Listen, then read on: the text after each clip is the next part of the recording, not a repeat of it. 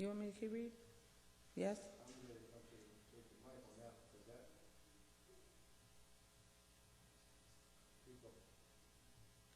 As a free citizen, black women reproduction was no longer directly tied to profits.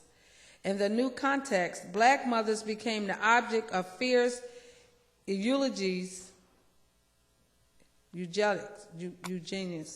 efforts. Black women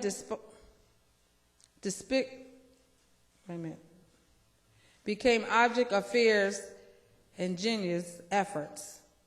Black women depicted as sexual insatiable breeders are adapted for a slave-holding society, but not for a new context of freedom. Black women assume lavishness and rampant employed involuntarily sterilization pressure to submit to a long-term birth control. The restriction of the state benefits for large family as means to control black women reproductions. At the turn of the century, many public reforms held African American mothers particularly accountable for degenerative conditions of the race. Black women were blamed for being insufficient housekeepers. They was what? Blamed for being insufficient housekeepers. Now there was a part I wanted to dance on for a minute. And that part that I wanted to talk about was how they said that a black slave, a black female slave, when she would have a child, the only thing that that child would inherit from the mother was the status of being a slave. Now, when we hear the words that was just said, we tend to think that we're talking about 200 years ago or 100 years ago, when slavery was known in the earth. What I'm saying to you today, family, is that slavery is still here and still now. It's just called by a different name. It's just dealt and issued out to us in a different way. We tend to think that we are free today, but we, not by a long shot, are we free. Today's when a mother brings forth a child, they don't care who the daddy is. When a mother brings forth a child, they automatically allow the mother the right to give that child over to the custody of the state. And what I mean by that is, every time you have a child in their institutions, in their hospitals, and you sign over the birth certificates, and you sign for a social security card, you have just given your child back into slavery all over again. And you have no idea, because this is what's commonly done in the midst of our people. This is something that goes on. This is a custom of our people, and we think that it is the appropriate thing to do, and it's not. We are so far behind where we need to be, family, that even if you stop doing it, that's only one part of the problem. We got so much work that needs to be done to get us to a level and a status of a nation. And right now, with these things that we're doing, we only playing games. We're exhausting our time and wasting our energies because we're all getting older. And all we're doing is playing church when we need to be focusing on building a nation. And building a nation has nothing to do with playing church. Nothing. Because in playing church, you'll be living your life, you'll be teaching things to people, you'll be living, enjoying it, having fun, having a good time on a Shabbat day. And at the end of the day, you grow old and you die, and then the next generation grow up doing the exact same thing. But in the ideal and the concepts of building a nation, it means that you have to establish a government. It means that you have to have a language. It means that you have to have a land. It means that you have to have a source of income for yourself. And we today, we have none of those things. Thereby we are playing church. Without an economic plan and without an economic system, without a record of our own as to how to produce something great, we will have nothing except what they would have for us to be. Last week in the class, you learned that when they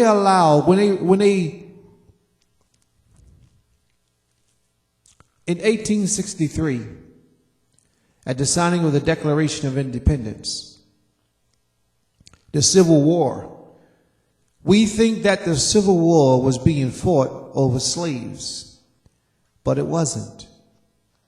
It had nothing to do with the slaves. They didn't care if the slaves was freed or not. They just wanted to win the war. After they won the war, what they did was they decided that it's best for us to make these so-called free men that they are now citizens of the United States. They gave you citizenship, whereas before you were just aliens, which meant that you was not a part of their union. You was not a citizen of the United States. When they gave us citizenships, we thought that we were coming up, but in reality, we were going backwards. If we had not became a part of the 14th Amendment, and read it sometimes when you get a chance, if we had not became a part of the 14th Amendment, we would be able to own land, to own property, even here in the United States. But because we're a part of the 14th Amendment today, we're not able to own anything. You only have the illusion of ownership. You don't own anything in this land because you are a citizen and you are their property. And being their property, no slave can own land. It's on their record books. No slave can own property. And we are just that, just called by a different name, citizens, which means that they own us. When you have a child and your child is born, involuntarily you give up the rights. The child involuntarily gave them up, but you gave up the rights because you didn't know any better. And your child became 14th Amendment property, just like you are. And your child doesn't have those rights either. There's a question on the floor? Okay, so if somebody wasn't born in this country, they wouldn't be under the 14th Amendment, right? What they do is the question is, if somebody wasn't born in this country, comes into this country, then they wouldn't be under the 14th Amendment. The answer is no. That's why they search those people out, because they can't tax those people, can they? They can't charge them taxes, can they? They will make it difficult for that individual to get a job because they can't get the proceeds from that person being taxed. Now, if that person stood up and brought some property, he can do that in this country, but they can't tax his property. This is why they're so hard against what they call illegal aliens. They are the illegal aliens, but this is why they're so hard against illegal aliens, because they don't profit from illegal aliens. But those who are U.S. citizens, they don't want you working under the table because they can't keep a track of it and they don't get an income from it.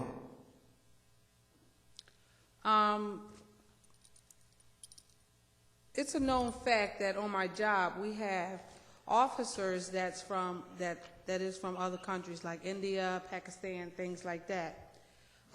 They are not taxed. The federal government does not tax their check. They fall under what they consider a dual citizenship. And I think every couple of years they're allowed to go back to where they're originally from, I guess, to get their paperwork and whatever is done. And a lot of people don't know, but the government pays for the dual citizenship for those people, because we have a couple of officers at the job who walks around bragging about how much their checks are for, being so that they don't have to pay federal income, federal taxes. That's correct. Because they're free from paying taxes because they are not considered legal Property. Right, citizens. They're not slaves. But on that question, what about the Native Americans? The Native Americans, good question. The Native Americans have fought and are still fighting for their sovereignty today. Many of them have won their sovereignty. You know, the reason how I know this information is because I've done an extensive amount of research on this information. Preparing for my speech that I have to present, I had to look up the rights of sovereignty. I've spoken to professors, I've spoken to lawyers, I've dealt with this on a political level, way further than most of the people I know that deal with this sovereignty order. It's a myth, way further than what I know about a lot of people. I've taken this information. The Indians, many of the Indian nations, well, let's say some of the Indian nations, have what they call the right of sovereignty, which means that the United States government has accepted their petition to be a sovereign nation within the United States. So I began my research to look this up for our people. I began searching out our research to see how we, as a black man in America, could gain our sovereignty. The questions that they have on a governmental website makes it impossible for the black man in America to gain his sovereignty. Through the way that we're operating today, under the system that we're operating, we will never gain our sovereignty in this land. For one thing, in order for you to qualify to be given your sovereignty, you have to first have a language that you speak. You have to first be able to read your language, write your language, and speak your language. We can't do those things. You know why? Because for many years when we came over here as slaves, they made it a crime for the black man, for the slave to read, to write his own language. And they prohibited us from reading and writing our own language. Now today, we don't have our own language. We have fragments of our language in the form of Hebrew. But the majority of our people cannot read or write our own language. So one of the qualifications was that. Another one of the qualifications was the governmental structure. List to us, they asked this question. List to us the heads of your government. We have none. Where are they?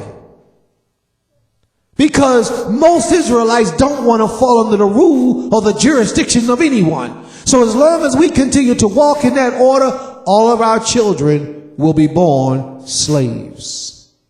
And we will never maintain our freedom in this land. Never. And you hear a lot of our people speaking about, well, we can go back home to Israel and we'll have our, no, the brothers and sisters that are home in Israel are worse slaves than you are. It's just that they're home in the land. They're still reaping oppression. They are still suffering. They are slaves just as we are today. They are converting over there in the land right now. And our brothers and sisters are converting. They are accepting what they call halakha, which means that the Jewish government is their government. This beast is crafty.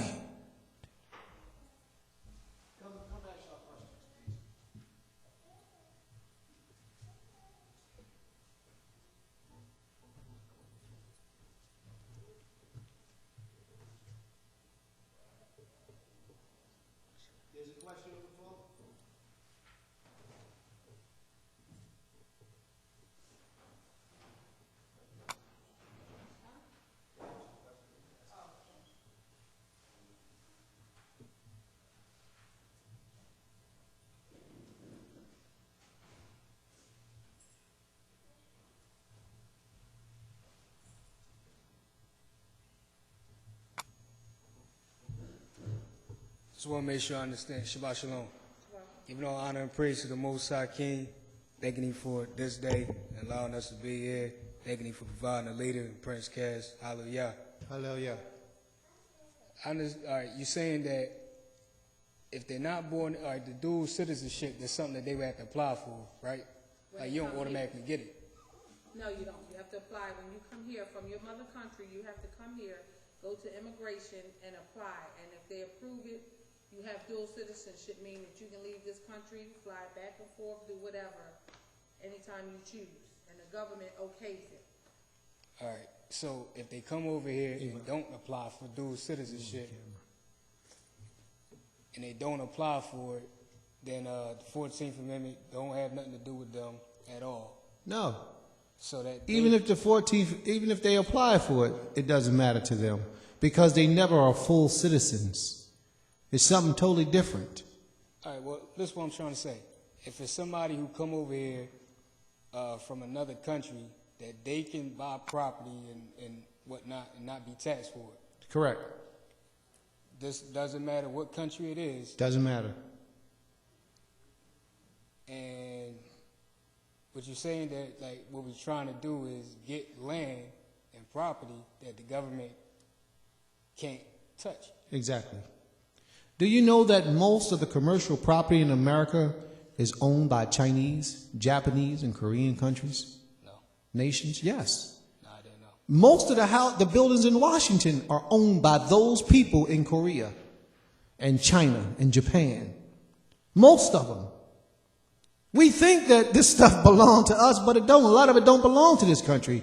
They own a lot of the real estate in America, and they're not paying taxes on a lot of that property. There were some powerful people. But the government pays them a rental fee. Exactly. And why do you think we in debt today? And I wish I knew a lot of them buildings right offhand because I'll call out the names of them. Might be the Pentagon. Might be the IBM building. I think the IBM building is one of them. I think it is one of them. I think that is one of those buildings. So let's just say that you got an Israelite from Ghana who comes over here and buys land. Ghana's where? Africa? Or are you talking about Guyana? Ghana, Guyana, whichever. Well, Guyana is South America. That ain't going to apply. That ain't really the same. And I say it ain't really the same because it's still American soil. It's just South America. It's a different government. Of course, you got to go through different paperwork to get people to be citizens here. Yes, that's true. But I think Guyana is different. Ghana is a totally different picture. But go ahead with your question. All right. But they come from anywhere, France. My whole point is that if it's somebody who comes from somewhere else and then buys land here, what you're saying is that they can't mess with it. They're not supposed to be able to mess with them. They're not supposed to be able to tax them for the land that they own or the property that they own because they're not U.S. citizens. What I'm saying to you is this. When the slaves was freed, we was called free men. They had to find a way to be able to control what they knew as free men, to protect themselves in their own interests. The only reason why they made us 14th Amendment was for their economics, so that they could make money off of us, so that they can tax us in many different ways. That's the only reason why they made us citizens of the United States. Other than that, they care nothing about you. That's a fact.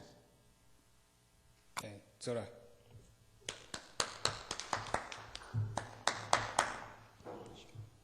Ima, why don't you have a seat up there?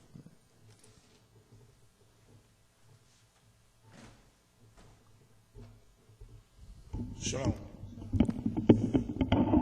I just wanted Just to, don't touch the mic. Just speak into it because it'll go out.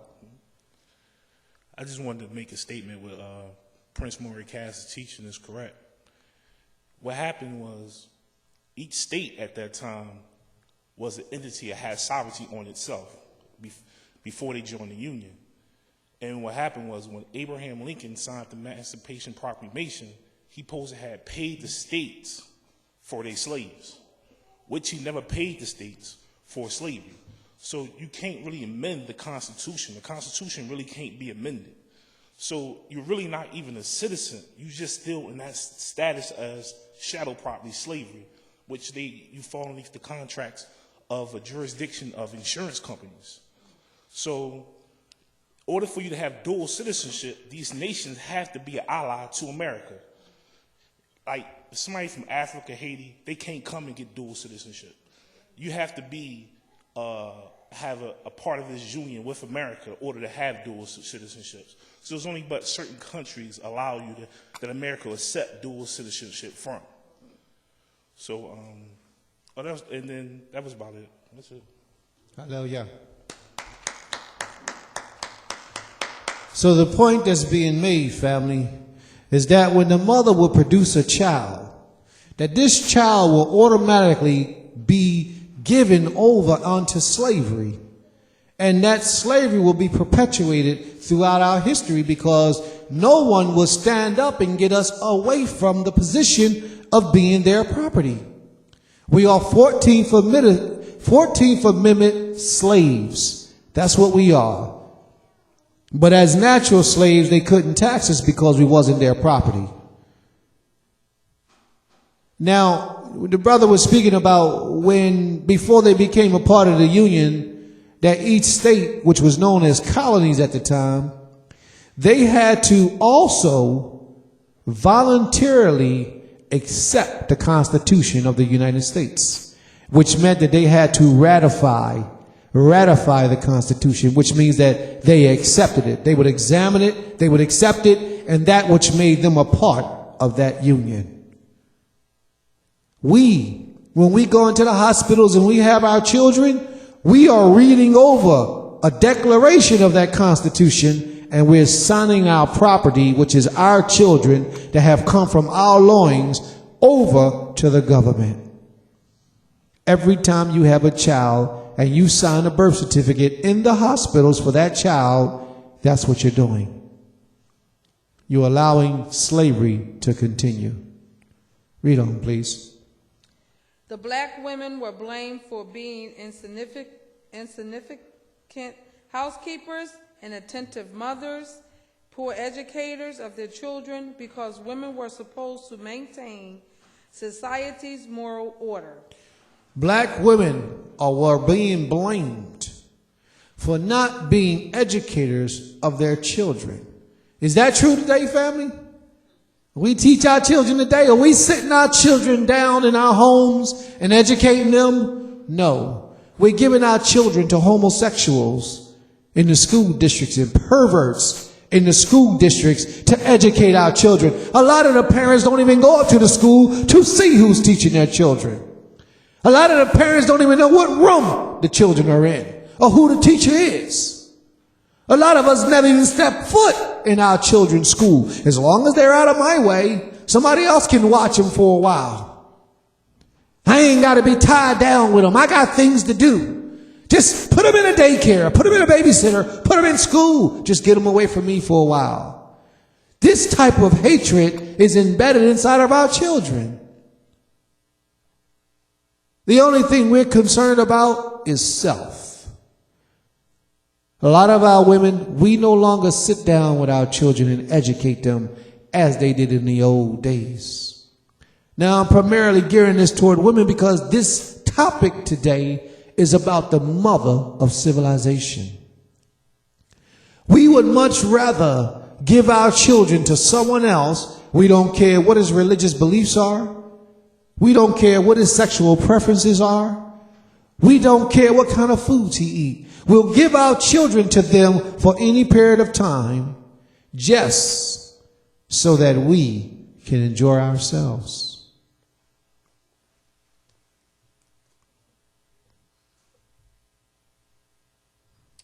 Women are supposed to maintain society moral order. Any claim about rampant disorder was a burden laid specifically at the women's feet.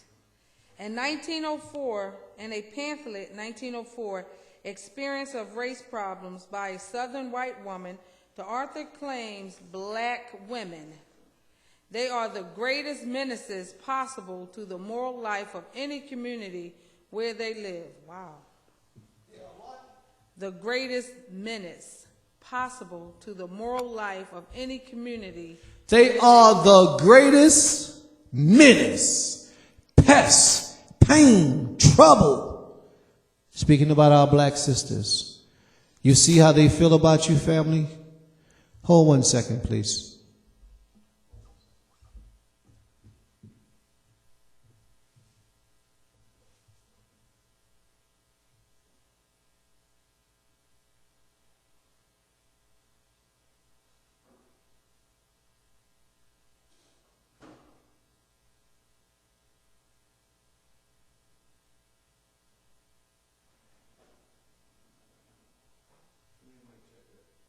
Mic check.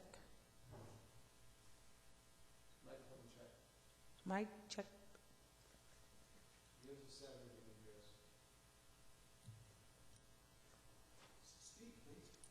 Mic check. Check, check, check, check, check, check. Mic check. Shalom, shalom, shalom. Testing, testing. If we could be heard in the room, give us a 7. Mic check. No sound.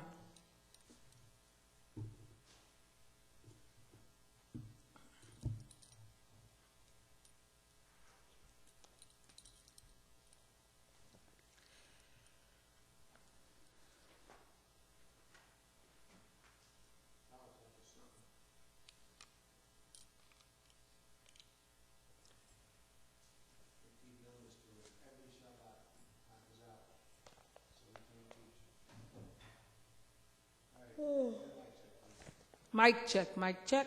Shalom, shalom. If we could be heard, please give us a 7.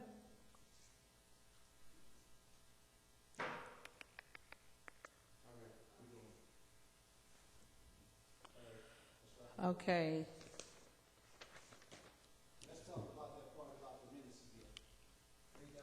In a 1904 pamphlet, Experience of the Race Problem, 1904 pamphlet called Experience of the Race Problem by a Southern white woman. by a Southern white woman. The author claims that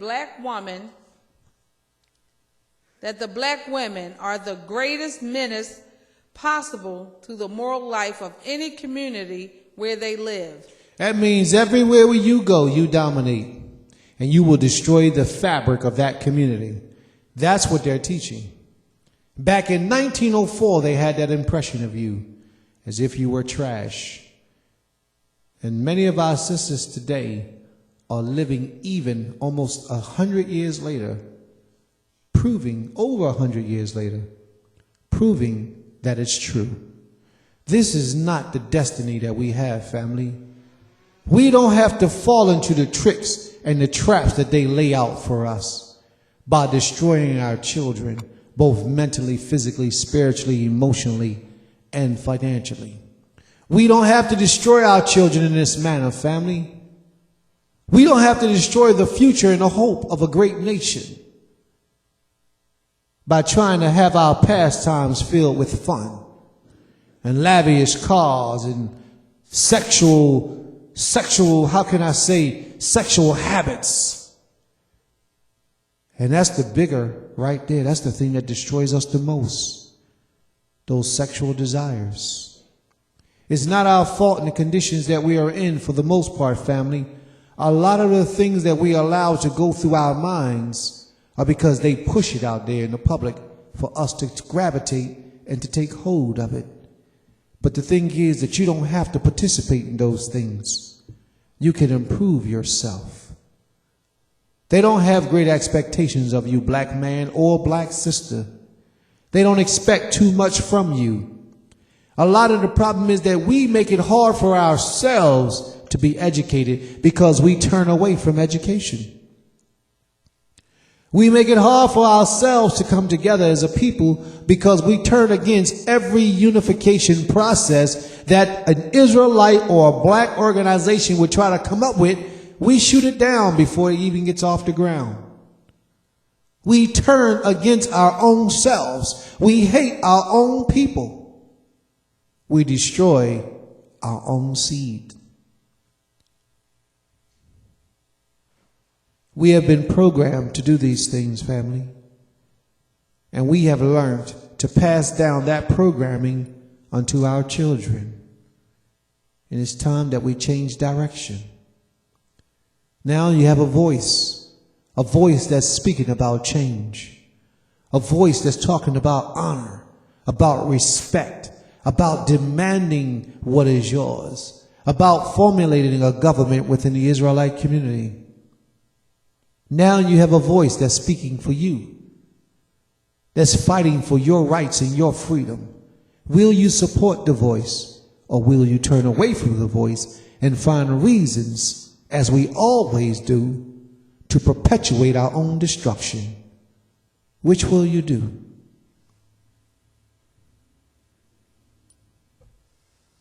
They are evidently the chief instruments of the degradation of the men of their own race. It says that the women are the chief instrument. Now this is a lie, but in so many parts I can understand.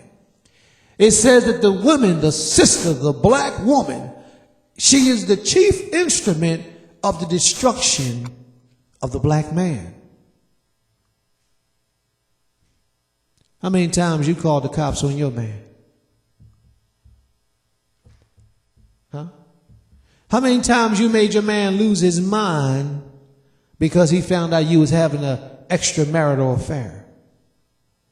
How many times? See, because we ain't got none of them sisters here. We got all law-abiding, creative-fearing, up-and-up Israelite sisters here. Y'all know what I mean? We don't have none of them sisters up in here. Every sister up in here keeps the laws of the Creator to the best of her ability. She upholds righteousness and truth in her household. She loves her man. And she would never call an impostor to come in and to take her man from her or her family. Right, sisters? Ain't that right? She gonna stand by her man, and she gonna be the backbone. She is the mother of all civilization. And she's gonna be strong, and she's gonna do her thing. You have to understand, sisters, that another way that you can destroy the black man is by feminizing the young black boy. By feminizing the young black boy, you are destroying the young black man. There's a news article that was in our newspaper just the other day. I was riding by the store and I found a newspaper. It was on Thursday's Inquirer or Daily News, Philadelphia branch. So I'm in the store and I see that on this newspaper it says that the young boys in the public school system, the school was putting on a play for Women's Month. This is supposed to be Women's Month. You familiar with this? This is supposed to be Women's Month. But on this particular day that the play was to come out, it was Gay and Lesbian Day. That was the day that the play was supposed to air. I mean, be in the school, in the auditorium. So now for this day, the school was asking the young boys to dress up like women. This was a public school. Even if it was private, wouldn't have made a difference. The school was asking the young boys to dress up like women and put on a play. They had to dress up like women throughout the days of history to show the great achievements of women. The young boys was asked to do this. They're trying their hardest to feminize our young men, and they're not going to stop until the role rehearsals are completely changed. So sisters, when this sister right here says that you are destroying the black man, in many ways, she's absolutely right.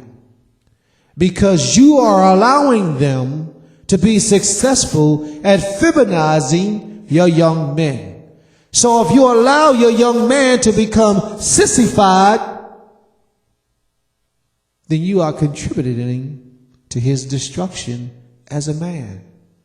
If you look in society today, most young men that got jobs out in the public, 90% of them are homosexual. Because those are the ones that they're hiring. The straight men got a hard time getting a job. The hard times, it comes to the straight men, but the homosexual sissified men, he'd go to Whole Foods or to a supermarket or restaurant or even in the business world, and he'll get hired. But a straight, tough and rough and rugged man with a beard and some braids on his face, he can have a diploma, a degree, he can be a master in psychology, and they'll give him a difficult time. You know, they almost like they changed it from being a black and white thing to being a straight and homosexual thing. You talk about a mark of a beast. Now that's a mark of a beast. If you show them that the beast is in you, they'll give you a job. I go to the store I go to is a Whole Food store, all natural store, mostly all natural. It's called Whole Foods. It used to be called Fresh Fields. Every man that I've ever seen worked in that store was a homosexual. And most of the women were lesbians. Every man that I've seen, every man without fail was a homosexual. And I'm not talking about a homosexual under the cover homosexual. I'm talking about a straight up and up homosexual. And you ain't even got to look hard and you can see that he's a mo. Because these are the things, this is how they want people to be. This is what they're promoting in our society today. So that they will destroy a man's desire to be a man. And sisters, you are allowing it to happen by sissifying your young men. Read on, please. When a man's mother, wife, and daughters are all immortal women, there is no room in his fallen nature as for aspiration of honor and virtue. I cannot imagine such a creation as a virtuous black woman. Decades later, Daniel Patrick Moynihan, 1965, reports The Negro Family, the case of national action. Designated black mothers are as the principal cause of a culture of pathology which keeps black people from achieving equally. Moynihan research predated the 1964 Civil Rights Act, but instead of identifying such structural barriers facing African American communities, he reported the assurance defiance of Negro families. The defiance was clear and obvious, he opted, because black families were led by women who seemed to have the primary decision-making roles in the household. You see that? Black families are primarily led by women. That's not the way it's supposed to be. They designed it to be that way by throwing all the black men in jail, in prison, by sissifying all the black men with whoever they can get their hands on, by killing all the black men that they could kill. You got to remember, family, before they attacked the black people, they attacked the black man, and they would allow the black sisters to live. Now they have given the black sisters an alternative. And that alternative is you can live without a man in your household. We will supply your funds, your needs. We'll even give you a house. Now, who is that not attractive to? And in essence, what it has done is it's caused a lot of the black females to raise up against the black man and puff out her chest and say, I don't need you. And sisters, you don't understand and realize how bad we need each other. How bad we need each other. The European man, the oppressors, they have done these things to destroy the fabric of the black families in America today. But not just in America, all around the world where black people reside, those governments have waged war against the black people. Because they understand how special you are. They understand the gifts of life and the power that you possess. They understand your spirituality and your relationship with the Creator of all creation. So they will do everything in their power to keep you down. Do you understand what will happen if we came together as a people and organized a government? Even if we're 14th Amendment right now, if we can stand behind one movement, if all of us could put and exert all of our energy and strength behind one movement for the Israelite people in America, do you understand the barriers that we will break? Do you understand the obstacles that we could cross? Nope, you can't, because you don't have the imagination to see it. Do you know that if we can get these things moving in that righteous direction and worship and serve the creator of all creation and have a government behind us, do you understand that we would no longer have to pay taxes in this land? That your whole paycheck that you go to work for, you'll be able to bring home. Can you imagine that? Bringing home your whole check, the whole $400. The whole $400 will come home to you. There will be no taxes taken out of your money. Do you understand the power that you would possess if you did not have to belong to the 14th Amendment as a citizen of the United States and we stood behind a government that had our best interests in mind? Do you understand the power that it would take, that it would be, that things that could actually happen? We could demand of the Europeans to get out of our land by sundown. If we had a government, if we had a governmental force behind us that was willing to be a part and support all that we needed to do in the cause of righteousness, we could demand these things. But right now, because we got one or two people speaking up, which means nothing to these people, nothing. One or two people speaking up, give us back our land, give us our freedom. We in Israelite, that land belonged to us. One or two people, it don't mean a thing. And then the ones we got over in the land has accepted the terms of the European and are happy about it.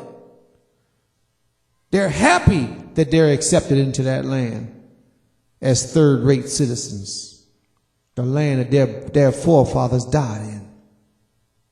The land that was given to them as an inheritance. Read on, please.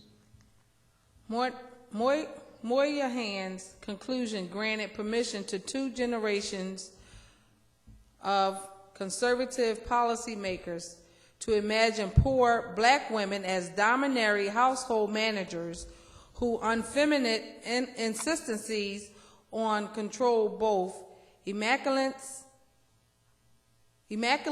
their potential male partners and destroyed their children. They emasculated their male partners. That means they chopped them. That means they took their manhood from them. And they had the man with the gun to help them to do it. They act a fool and they chased the man away. Put him out. Chased him away. Because they wasn't happy. Because they had a better ideal. They had a better plan. They knew more likely how it's supposed to be. Who do you think he is coming here telling me what to do? Running this house, telling my kids that they can't be up past 11 o'clock at night. Who do you think he is going to tell my children to be in bed by 11 o'clock and they got to clean their room? He don't come in here telling them what to do. We do what we want. They have demasculated the young children. You know, in the Chinese countries, when they have a young child in the Chinese countries, and they, let's say, want that child to be an athlete, a gymnast, or a singer, or a guitar player, from the child's youth, the child is taught these things. And all through the child's life, the child is taught these things.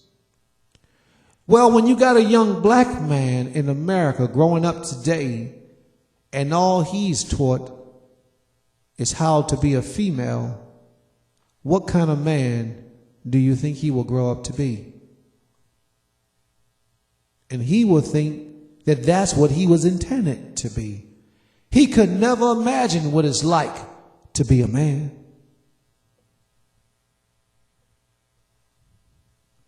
And part of the problem is a lot of the young women see a homosexual man, and instead of making him stand up and be a man, they befriend him, hang out with him, party with him. Oh, that's my man, he cool. She mean that's my girlfriend, he all right. Instead of separating themselves and making him stand up as a man, they welcome him in with his homosexual tendencies. And then it becomes a competition between them to see who can get the most men.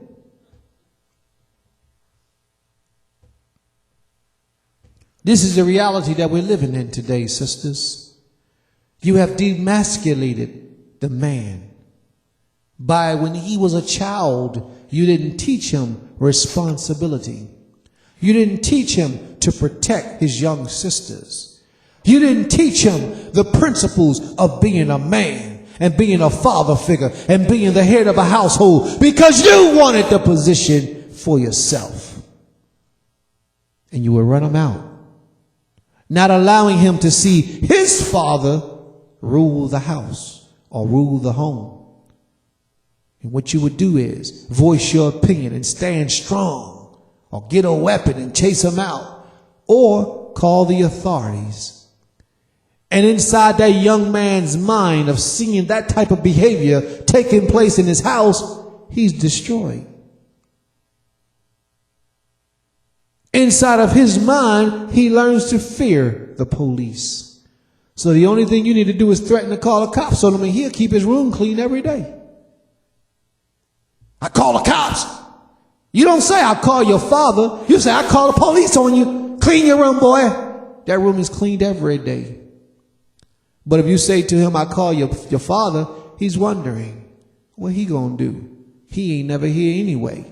Part of the reason why he ain't never there is because when he is there, you don't know how to let him feel like a man. Because you want to demasculate him. Sisters, your job and your role is extremely important. Extremely important. Without you, sisters, we could never rise. We will never go anywhere without you. Your role is not just to have children. Your role is more powerful than you could ever imagine. You know, we men, we can try to make futile attempts to come together, but there is nothing that we can do without strong women behind us and beside us. Nothing could we ever be successful at doing. Read on, please.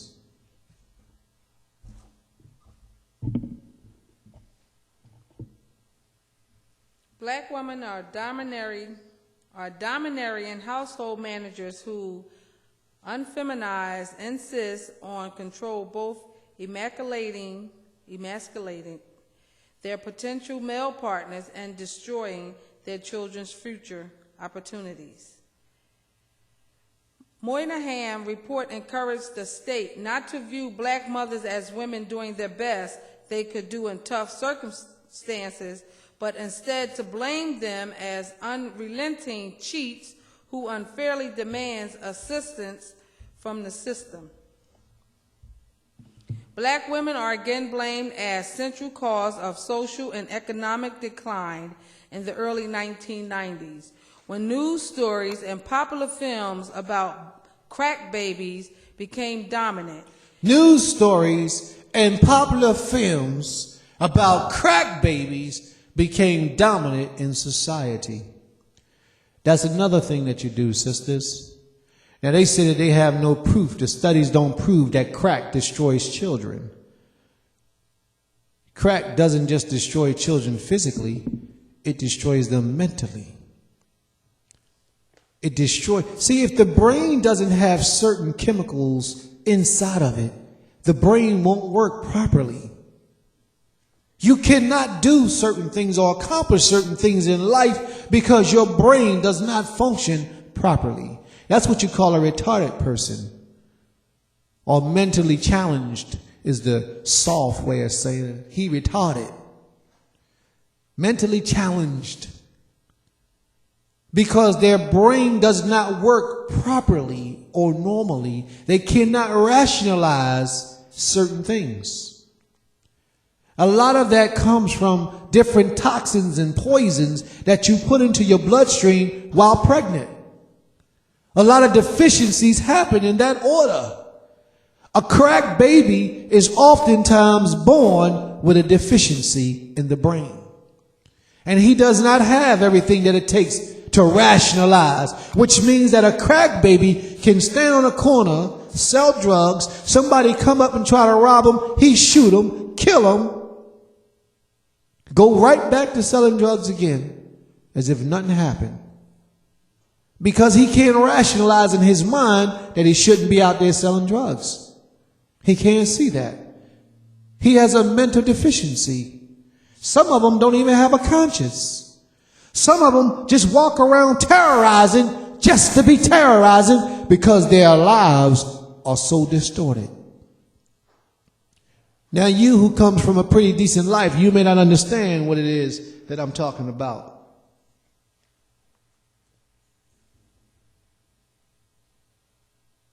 You may not understand because you haven't physically experienced these things yourself.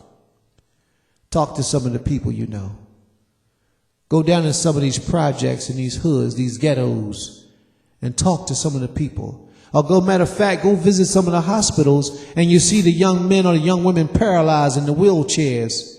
Go talk to some of them and let them tell you their stories. And ask them this question when you get the opportunity to talk to them. If you had a chance to do it again, would you repeat the same mistakes? Now, right up front, they'll tell you no. But put them back in that position and watch what they do. Same thing like incarceration. A lot of the brothers are real remorseful when they first get incarcerated. Oh, I will never do that again. And as soon as they get out, oop, there it is. Same thing all over again. Same crimes, same drugs. And they claim they have another way. They do not have another way out of it. Black women, your job is strong. Strong, sisters. You have a great job in this earth. The Most High gave you qualities that the black man does not possess. Can you imagine a black man laying on the table having a baby? Never. He would die. It would kill him. It would kill him. He would literally die. You have a strength inside of you, young sisters. You got an ability that we men could never match nor duplicate. The Most High made you the special fabric of the earth, both mentally and physically. He gave you these gifts and these talents for a reason. Use them. Challenge yourself, sisters. Challenge yourself because you are great. You are great beyond your wildest imagination. If you can get 5 sisters to stand together and move in a positive direction, do you understand that we can change the world? 5 sisters to help in the process, we can change the world.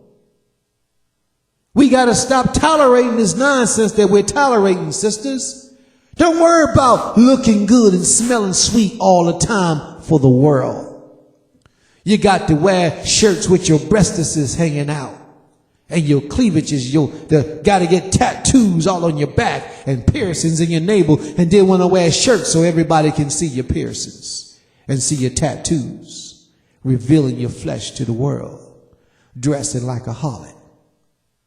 And then when a man approach you that's attracted to harlots, you got an attitude with him.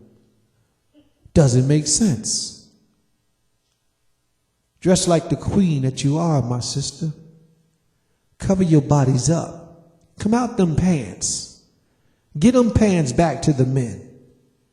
Wear those skirts.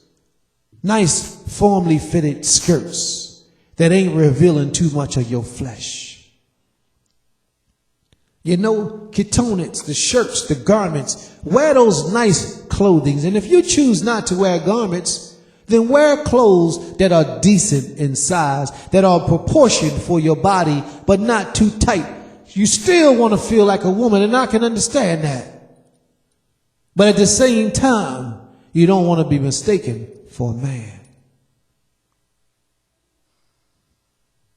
Neither do you want to be mistaken for a harlot.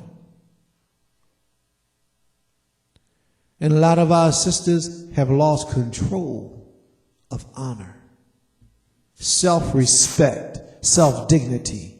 A lot of our sisters have lost that. It doesn't mean anything to them anymore. We need to change, sisters. Because once you begin to stand up, my sisters, and do what you're supposed to do in righteousness, you will not allow your man to be disrespectful. You won't allow your man to be a bum anymore. He'll listen to you. He listened to Eve, didn't he? He'll listen to you, but you got to know how to approach him. Know your man, sisters. Know him. Because once you stand up, now some men just trash. I'm going to just put it out there. Some niggas, that's what they are too, niggas. Some men just need to go die somewhere because they ain't never going to make it back. Some men just ain't going to do it. I mean, sorry to say, but it's the realities of life.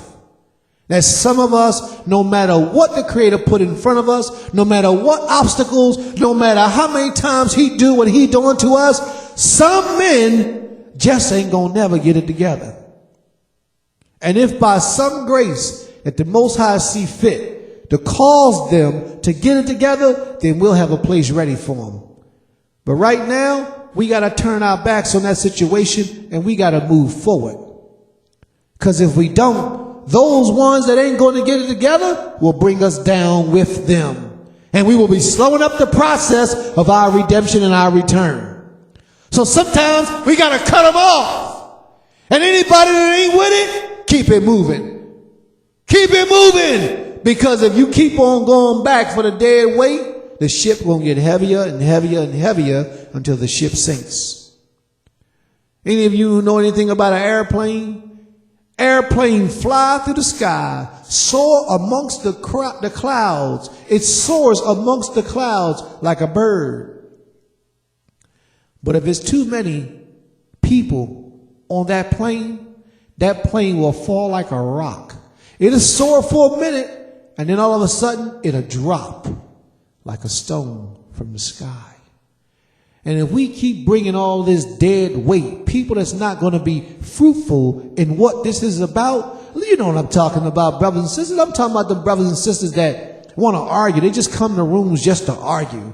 They go to power talk rooms, not for education, but just to fight.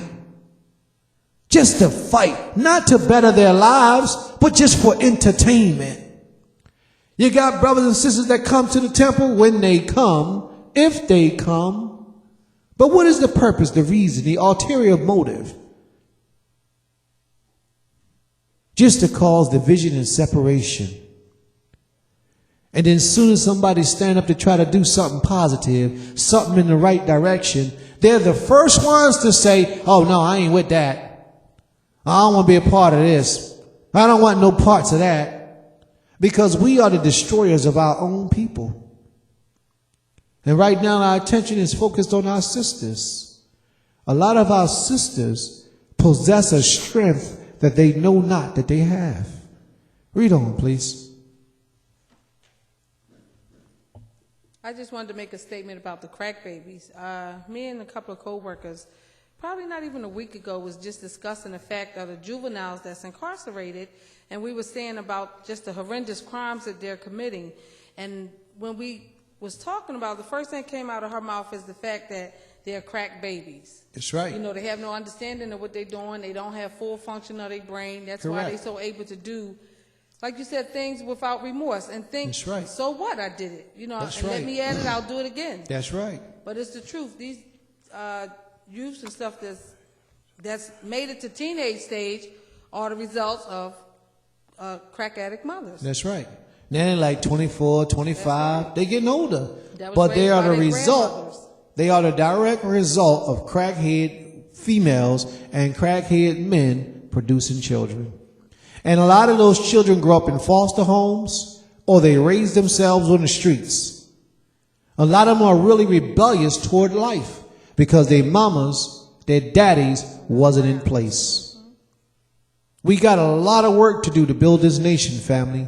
a lot of work, but the work is going to start with every one of us. Every one of us as an individual is where this work is going to start. Every one of us are going to have to start being responsible. Read on, please. Get me excited. Crack babies were the living, squilling, suffering evidence of pathological black motherhood, and American citizens are going to have to pay the bill for the children of these bad mothers. Susan Douglas and Meredith Michaels, author of The Mommy Myth, explains that the media created the crack baby phenomenon as a part of a broader history that understands black motherhood as inherently pathologically. They write, it turns out that there are no convincing evidence that the use of crack actually causes abnormal babies. See, they're going to tell you that because that's what they want you to believe. But look in our neighborhoods, family. The proof is in real life, not in statistic numbers. Statistics tell you anything. If they want you to vote for a man, they'll raise his statistics or his popularity and give a good report. If they want you to vote against a man, they tell you there ain't hardly nobody voting for him and read bad things about him. Don't ever believe that them drugs, them cracks, them nightclubs, them clothes. Don't ever believe that those things are not producing bad children, because they are. Read on, please. Even though the media insists that this was so, media coverage of crack babies served as a powerful cautionary tale about the inherent fitness of poor and low-class African American mothers to be mothers at all. This ugly history and its political ratification are the backdrops against which these three contemporary black mothers' stories must be viewed. Undoubtedly, Monique has given an amazing performance in Precious, but the critical and popular embrace of this prediction of a monstrous black mother has potentially important and troubling political meaning in the country with 10,000s of missing and exploited children. She won an award for her performance. Wasn't it an Oscar? She won an Oscar, I believe it was, for her performance in the movie Precious. That's like Halle Berry in Monster. She get a reward for sleeping with a white man Yep. and being a good nigga slave. Denzel Washington in Training Day. You understand? Whenever we display evil in the midst of our people, they will reward us for it. They will reward us for doing these things. Read on, please. Missing and exploited children. It is not accidental that it is not an accident that the abuse and murder of Shania Davis captured American media cycle as Precious opened. Shania Davis was murdered by her mother. Oh, we don't know who murdered her, but what happened in her life was that she was a 5-year-old baby, and her mother was selling her and prostituting her to grown men for sex. And they found her dead body on the side of a road in Georgia. 5 years old, and her mother was selling her for sex with grown perverted men. Read on, But please. like this author just said, what just clicked in my mind, like she said, it wasn't an accident. That's right. That they actually released this press in the same time that they released the movie Precious. That's right. Just to deflate the black woman motherhood. That's right. That's right. And to feed the negative impression of our sisters. Sisters, understand this. They want you to be evil. They want you to keep on wearing the kind of clothes that you're wearing to reveal your body, because they know that leads to something else. You can keep on being promiscuous. That means that the structure of the family value is not there. You can keep on being promiscuous and they'll keep giving you the drugs to kill any baby that you get inside of you. Just keep on living this life that we want you to live. Keep on demasculizing the young men, the young boys, so that they will grow up to be homosexual young boys. Keep on doing these things, sister. Thank you for helping us. Read on, please. The sickening act of Shania's mother became the story that underlines and makes tangible, believable, and credible, jaw-dropping horror of Monique's character and citizen sacrifice. Silica. Believable, credible, jaw-dropping horror of Monique's character, and there is, too, Alex Hutchinson. As a volunteer soldier in wartime, she ought to embody the very core of American citizen sacrifice. Instead, she is a bad black mother. Implied in her story is the damning ideal that Hutchinson has committed the very worst infraction against her child and her country. Hutchinson has failed to marry a responsible, present breadwinning man who would free her of the need of labor outside the home.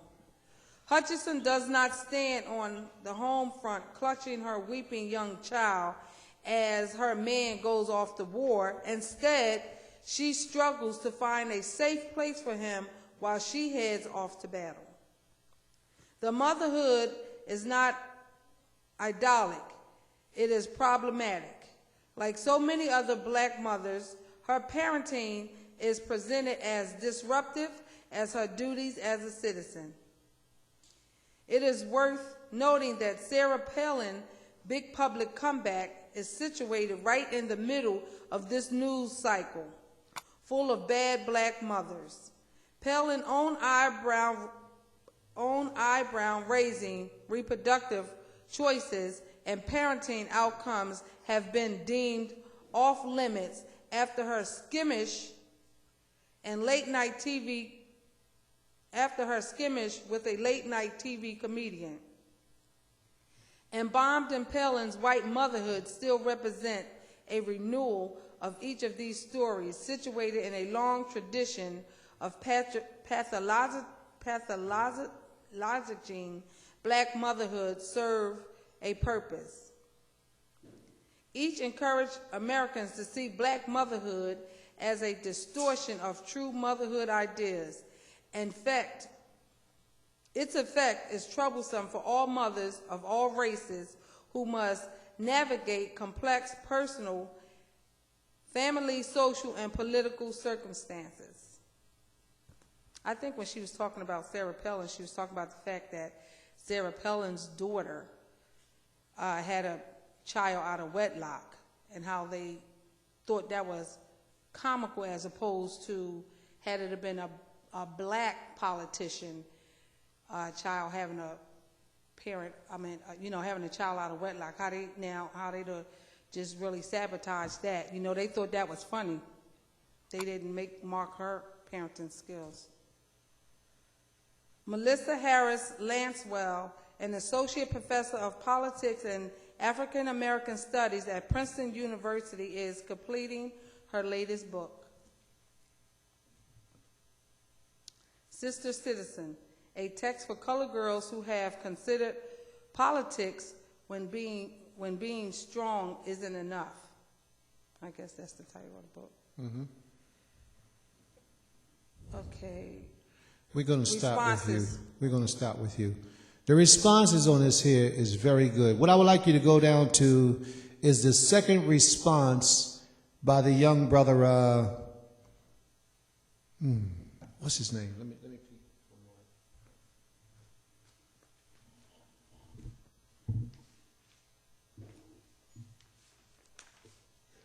Don't worry about that, please. That's a front.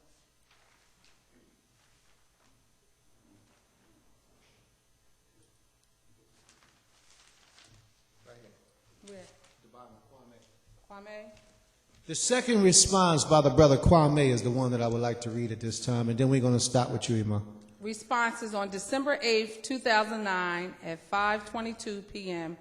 Kwame says, "We will have to agree to disagree, but social facts and U.S. history are on my side.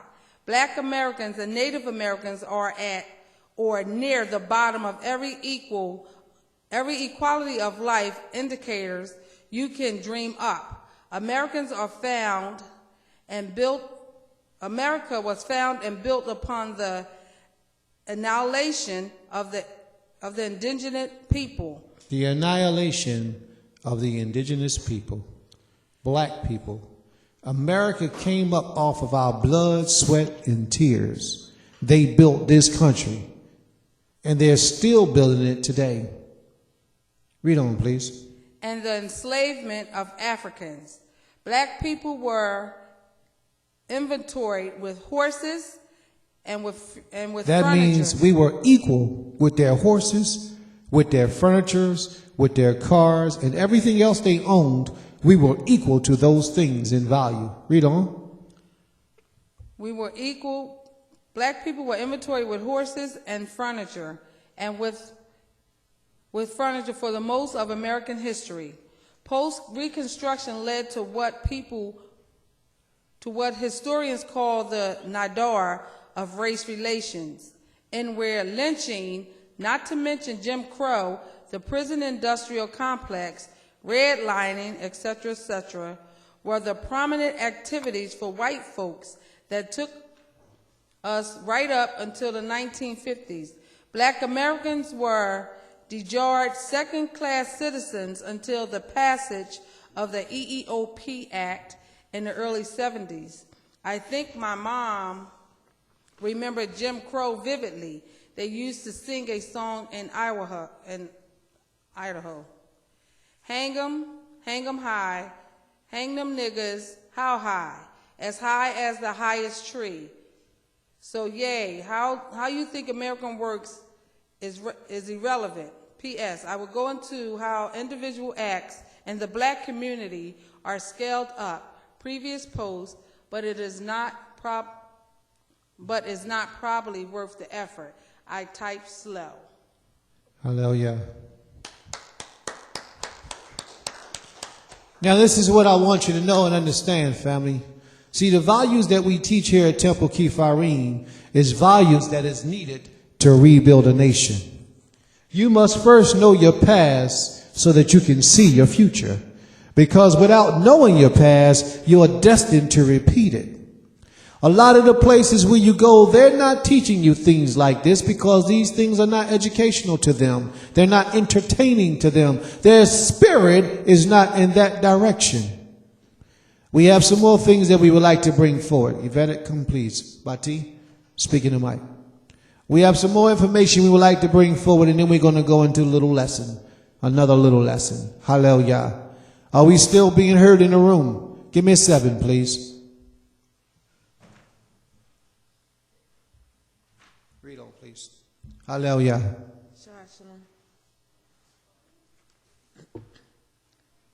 Black people, please read. Can't hear you. Black people, please read and heed. Poignant. The sad thing about this article is the essence of it is true. The truth hurts. I just hope this. You're not allowed to write bigger. I just hope this sets more black people in motion towards making real progress.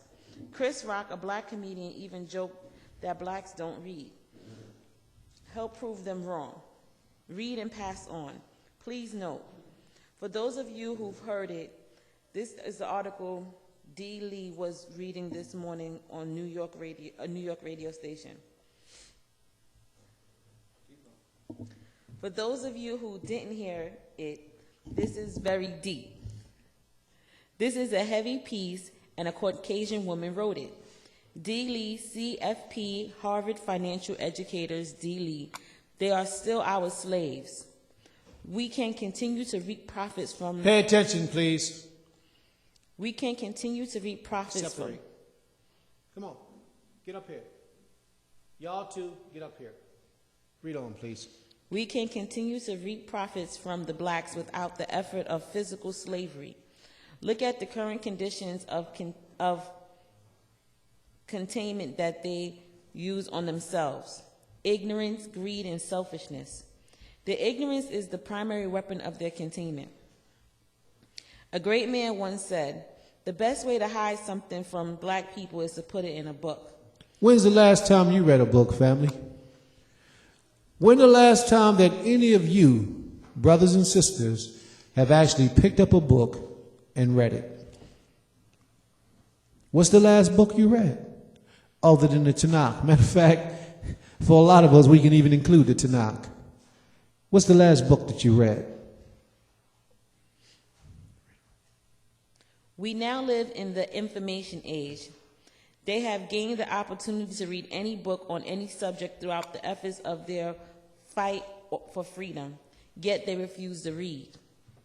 There are numerous books readily available at Borders, Barnes & Nobles, and Amazon.com, not to mention their own black bookstores that provide solid blueprints to each economic equality, which should have been their fight all along. But few read consistently, if at all. Very few of us read consistently, if any of us read at all. Mostly the only thing we read is our paycheck or our welfare card. As black people, usually these are the things that we read. Some of us do read the newspaper, but very rarely will we pick up a book. See, the newspaper is exciting because we hear about people killing each other. We hear about people leaving their babies in supermarkets in the shopping cart. We hear about somebody getting molested or raped or getting in car accidents. So we read newspapers, but how many of us read educational books that's going to help us? How many of us read up about our own history? How many of us read self-improvement books?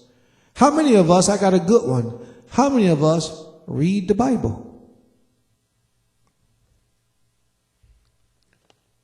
Greed is another powerful weapon of containment. Blacks, I got a good book for you to read, family. I got a real good book for you to read. Book I just started reading.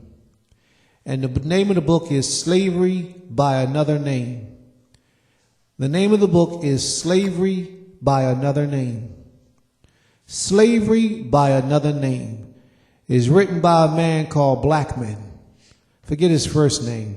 Blackman is his last name. Get that book, read it. Very good, very interesting book. Read on, please. Blacks, since the abolition of slavery. Abolition? Yeah, that's the word. Abolition. That's it? Close of slavery. Have had large amounts of money at their disposal. We have had large amounts of money at our disposal, but we don't know what to do with the money. You know, oftentimes I like to say this. It's not about how much money you make. It's about how much money you get to keep from the money that you make. Because if you're making $1 million a year, but you're spending $1 million a year, then you're poor and you don't realize it. Because you're struggling just to be able to maintain. So when you make money, you have to learn. This is why at Temple Key Irene, we play educational things in the room to teach you how to manage your finances. And you have to learn these things. Economics, dealing with money, economics is very important for a nation to develop. Out of its present condition, economics, every individual must be economically sound. We have to open up our own businesses and provide for ourselves. Read on, please. Last year, they spent $10 billion during Christmas. $10 billion was spent during Christmas. Our people spent $10 billion on Christmas gifts. See why this society needs us? Because we keep their economic system moving. Absolutely. We are the richest poor people on the planet Earth. We, the black man in America, are the richest poor people on the planet. Read on, please. Out of their $450 billion in total income yearly, 2.22% Any of us can use them as our target market for any business venture we care to dream up. Now, no matter how outlandish, they will buy it. Being primarily a consumer people, they function totally by greed. They continually want more with little thought of saving or investing. We continuously cry about how broke we are, but when we get the finances, how much of those finances get put up for the future use? We go buy ourselves the big, oh man, whew. Man, I got a fly car. I want everybody to see me when I'm driving down the street. So I go get a $100,000 car, a Mercedes 500 CL, black on black on black, with these real shiny rims, tinted windows, real dark, bulletproof windows. So when I ride through the hood, if somebody want to jack me, they can't shoot me through the windows, you know? And we live in the basement of our mother's apartment who lives in Section 8. And we'll live in her basement. But when we walk out that door, we getting our $125,000 car. With our $100,000, well, I'm going to be exaggerating a little bit, but with our what is that? $1,000 garment or clothes we got on, because my shoes is $300. A pair of jeans, $150. My shirt was $175. My underwear, because I got the silk ones with the lace Tommy Hilfigers, underwear $75. And then I got the matching shirt, which is an additional $75. And then I got that cool hat on. So I got on $1,000 worth of clothes, and the day is just Monday. So every day of the week, I'm putting it on like that. I'm decked out. I'm looking good. To go in a corner and do nothing. To go find me another shorty to ride around in my $125,000 car so I can say, hey, look at me. And then they lock you up for child support and you ain't got bail money. Lock you up for child support, $7,000 for bail money, and you ain't got bail money. You call your mama to go pawn your car or rent it out. Sell some of them clothes you got. Got 3 kids by 3 different baby mamas.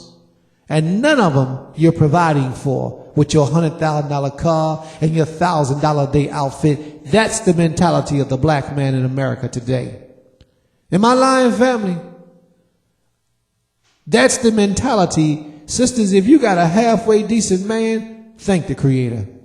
Because right now, it is extremely hard to get your hands on a man that's even a little bit decent.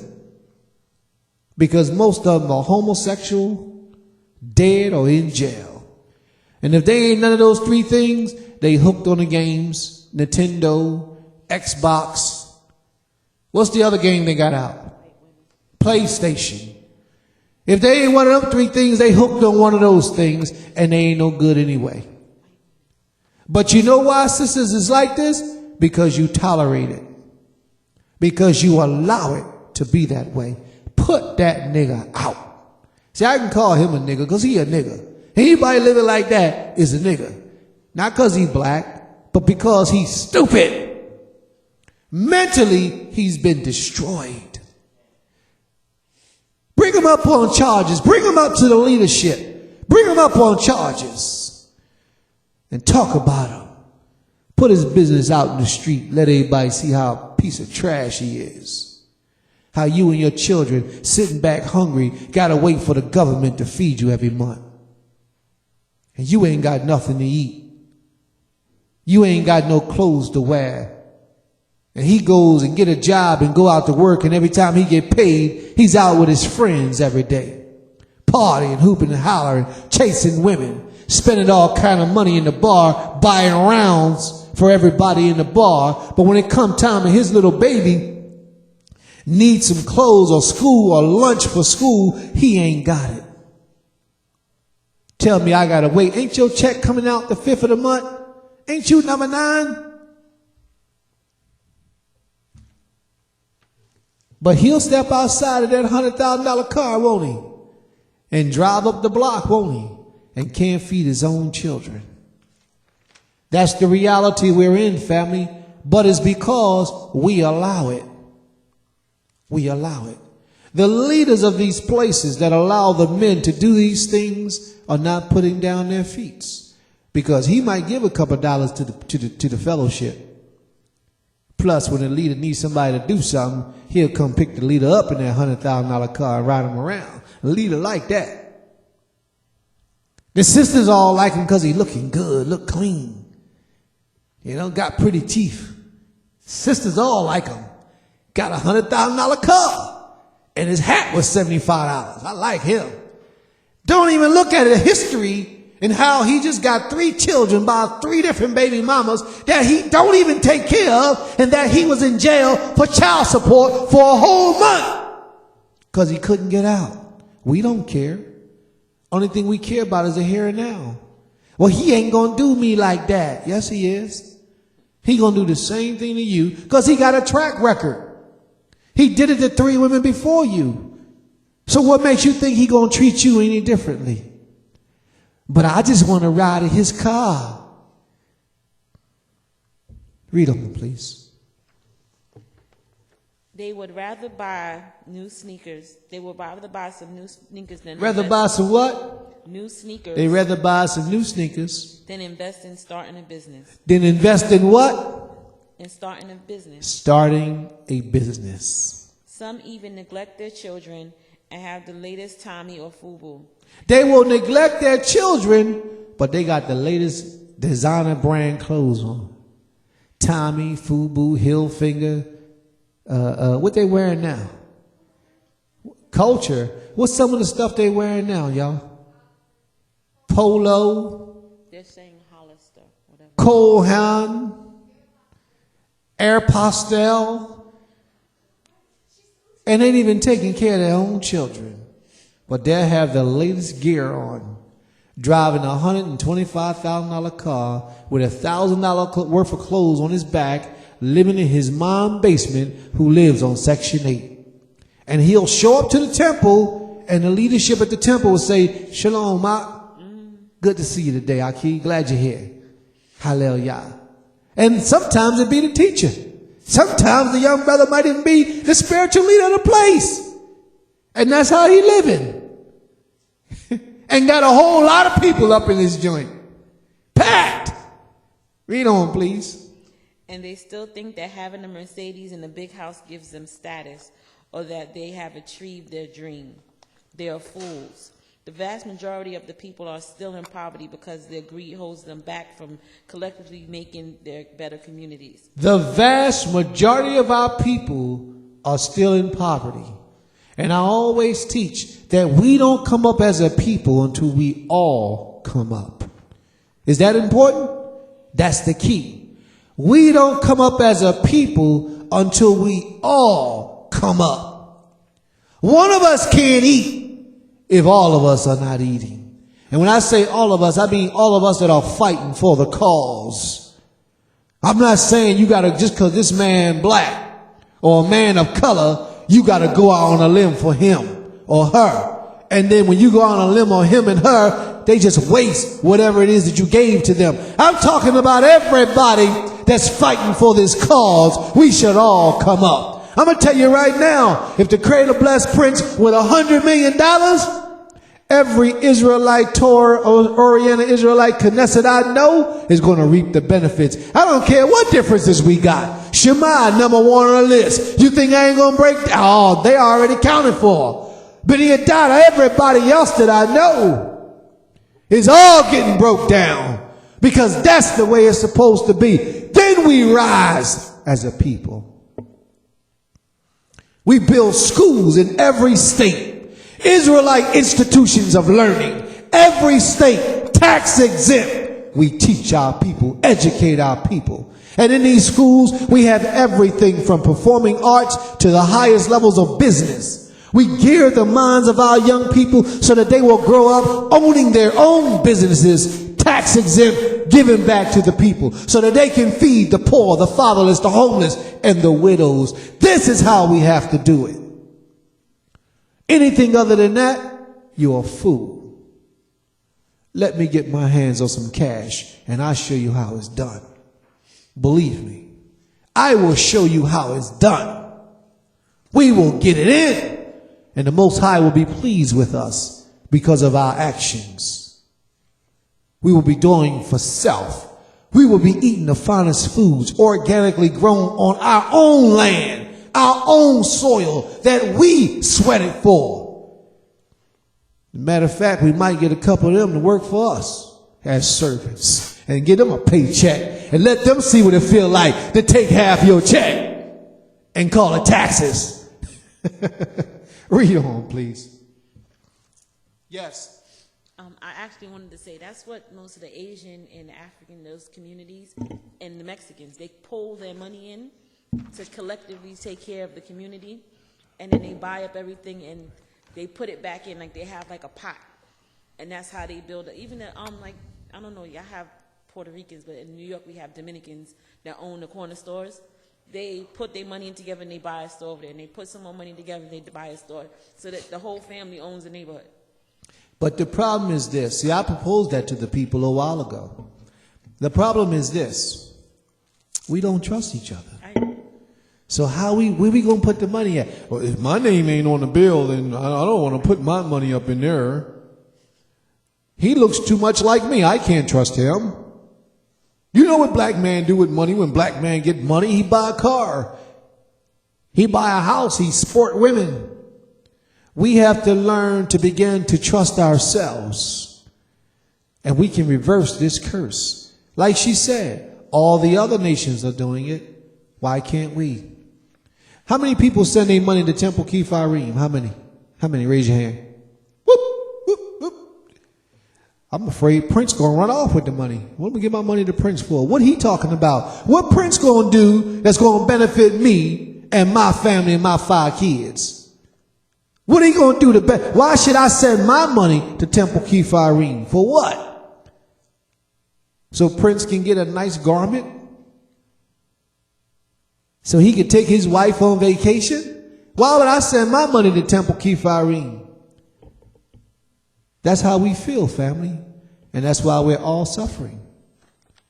Because we do not trust anyone who looks like us. We have to stop that, family. We have to begin to trust those that we have the understanding that is standing up for the cause of righteousness, so that we can get out of this condition that we are in today. We have to get out of this condition. We cannot continuously go on in this same path that we're on and expect for anything to change.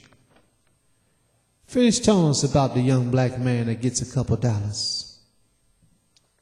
With the help of BET and the rest of their black media that often broadcasts destructive images into their own homes, we will continue to see huge profits like those of Tommy and Nike. Tommy Hilfiger has even jeered them, saying he does not want their money. And look at how the fools spend more money with him than ever before. They'll continue to show off to each other while we build solid communities with profits from our own businesses that we market to them.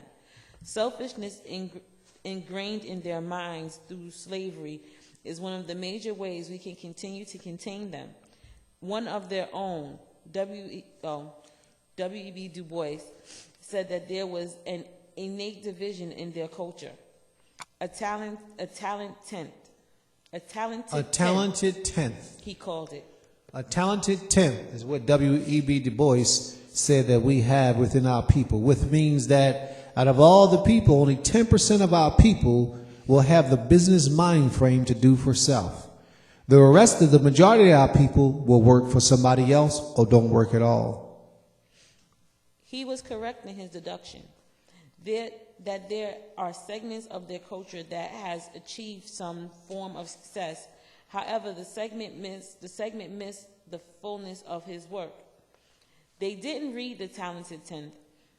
They did not read the talented tenth. Was then responsible to aid the non-talented 90% in achieving a better life. They did not read that the talented tenth those who were successful at opening up businesses for themselves were supposed to help the untalented to become talented. That's why if the Creator gave us what we're looking for, every state here in this country will have a learning institution, an academy, a Hebrew learning institution to educate our young people. Every state. And it don't have to be called Temple Kipharim's Bayit. It don't have to be called temple. All it has to be known as is a place where our people can go and be educated. Every state unto the Most High moves us out of this country. Every place of worship that we know will have a glamorous temple, a glamorous house of worship where thousands can come and praise this King. It wouldn't be Bidyadat, Shammai, Kolasim. It wouldn't be all these different places all scattered around. You know what we would do? We will organize and structure our brothers to come together to set up one form of leadership in one place, and we will build them a massive temple for the whole city of New York. What is that, 10 barrels? How many barrels is it? We have 5 boroughs. 5 boroughs, all 5 boroughs of New York would all assemble on the Shabbat day and several days throughout the week in that glamorous temple. Same thing in Pennsylvania or Philadelphia would be the same way. One giant place. And anybody who wanted to get down had to be down. And anybody that didn't want to get down wouldn't be around. Period. That's what I'm talking about. Law and order. Law and order. You talking about your Hebrew Israelite? Then one of these places you must belong. If you're in Philadelphia, then this one you go to. That's where you belong. There wouldn't be no 15 and 20 different places and people teaching out of houses and in back doors because they disagree with the leadership. We ain't having that. We will straighten and bring some order in the house of Israel. Order and discipline is what's needed right now. Right now. Read on, please. Instead, that segment has created another class, a puppy class, that looks down their nose or aids them in a condescending manner. That 10% that was blessed enough to find their own way, look down at the other percent, the other 90% that have not found their own way. They don't reach back, they don't help, they don't give. And that's what W.B. Du Bois is trying to explain in the book he wrote called The Talented Tenth. Read on. They will never achieve what we have. Their selfishness does not allow them to be able to work together. Their selfishness does not allow them to be able to work together. Read on. On any project or endeavor of substance. When they do get together, their selfishness lets their egos get in the way of their goal. When we do get together, our selfishness allows our egos to get in the way of our goals, thereby destroys any ideal that we have put our minds together to do. Right now, Ima Hadora has put together the International Day of Remembrance. How many of us will support that? How many of the house of Israel will get on a bandwagon and donate money to the cause? How many of us will help to secure a place or a location, get together, and make certain that this day goes off down in remembrance as a beautiful Shabbat day? How many of us will actually participate in that day? Read on, please. Their so-called help organization seems to only want to promote their name without making any real change in their community.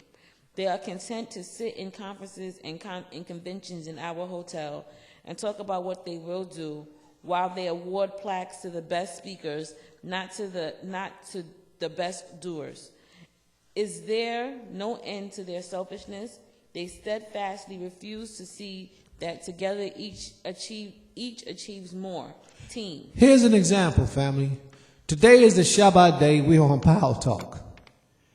How many Israelite rooms are open today on Power Talk? How many different rooms? You have your variety. You can take your pick. You don't like Kifarim? You go to Shema. You don't like Shema? You go to Prince Kamul. You don't like Prince Kamul? You go to 2 or 3 other places. It's ridiculous. Ridiculous. Where all we need to do is consolidate our energies and our strength. And each one can take a different day or a different portion of the day and have one room open. That way everybody will get a portion of themselves, heard and expressed. Unification and unity will be demonstrated from the leadership. Read on, please. They don't understand that they are no better than each other because of what they own. As a matter of fact, most of the puppies are but 1 or 2 paychecks away from poverty, all of which is under the control of our pens in our offices and our rooms. Yes, we will continue to contain them as long as they refuse to read, continue to buy anything they want, and keep thinking that they are helping their communities by paying dues to organizations which do little other than hold lavish conventions in our hotels. By the way, don't worry about any of them reading this letter. Remember, they don't read. Hallelujah.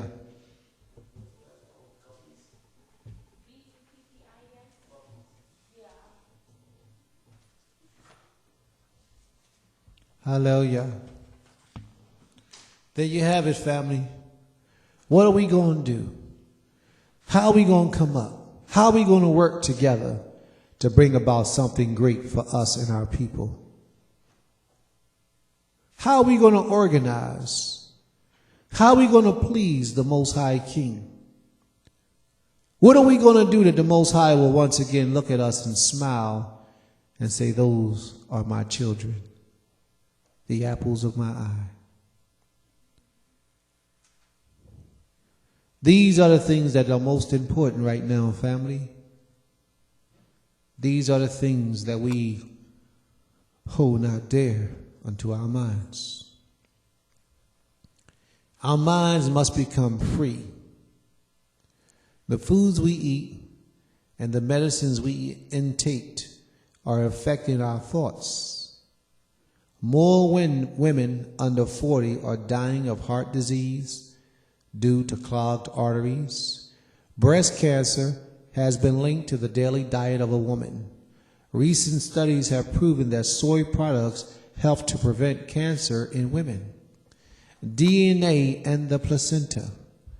Your placenta is taken once you deliver a child. It's taken to laboratories to make biological warfare against the child and anybody who has a DNA strand like the child. It's also used in cosmetics and a lot of other things. But primarily they use the placenta because the placenta is a map as to how the child's DNA structure is. They will take the placenta and they will structure a virus that they can release in the air, release in food, release it in the water, and it will only kill the individual that it is designed for, that is compatible with that DNA structure. Land, building for supermarkets, buildings for schools. We must acquire some land to build some schools, to build markets where we can grow our own foods and sell our own foods and be productive as a people, where we can build houses and live in them. There are 33 million AIDS cases are known today. 85% of all Africans who live on the continent of Africa are affected with the virus. 6,000 new cases arise every day. There's a place called Swaziland that this poll was pulled from. When you get a chance, read up on Swaziland. The young prince who rules right now in Swaziland, I forget his name right offhand, but his whole country 85% of them are infected with the AIDS virus. You think that's an accident?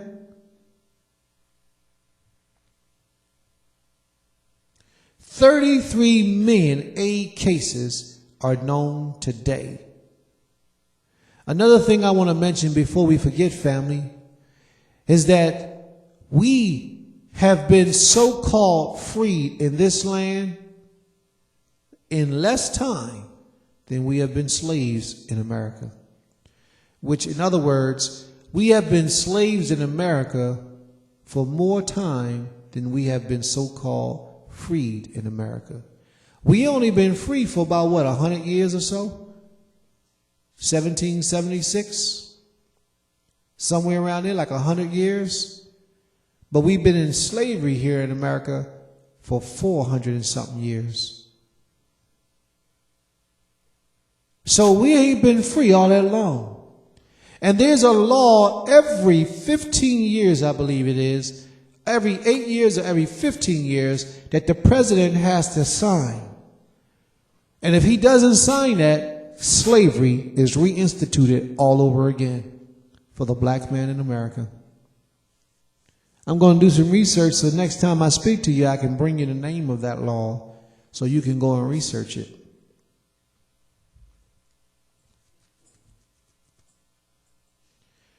Do not cooperate with forces that are against you to do you harm. Do not cooperate with forces that are against you to do you harm.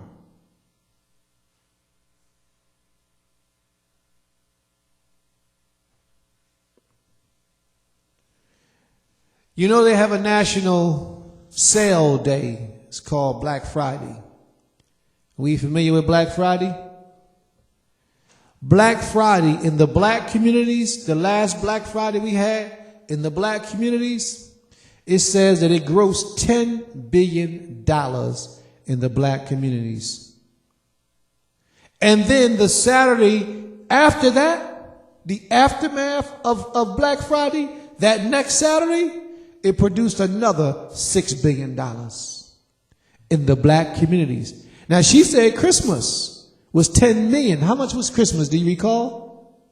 10 million? Well, this 10 billion, Black Friday was another 10 billion, and then that Saturday was 6 million. And all these figures come from us who are the black people in America, who is known to be the poorest people in the United States. But these are the types of resources that we could put together. Do you know what we can do with 1 billion of those $16 billion? Do you know what we can accomplish with $1 billion?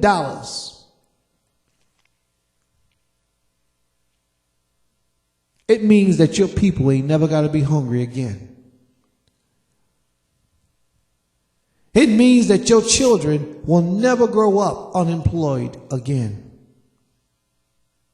With $1 billion. Oprah Winfrey has how many of those billions in her pocket? But she's off helping other countries, and she come from our stock. All these major athletes that we have getting paid millions of dollars every year to perform a basketball, baseball game. Imagine if each one of them would contribute just 1/10 of their earnings a year to the cause. Do you realize they wouldn't affect them, but it will affect us greatly? Do you realize what I got to cause your mind to see life differently than what you have been accustomed to see life. The possibilities of what could be are great. But the possibilities are only great if you are willing to do what needs to be done to make it great. Because if you're going to sit back and keep talking and being entertained on the Shabbat day, then you're just going to keep on doing that same cycle until the day you die.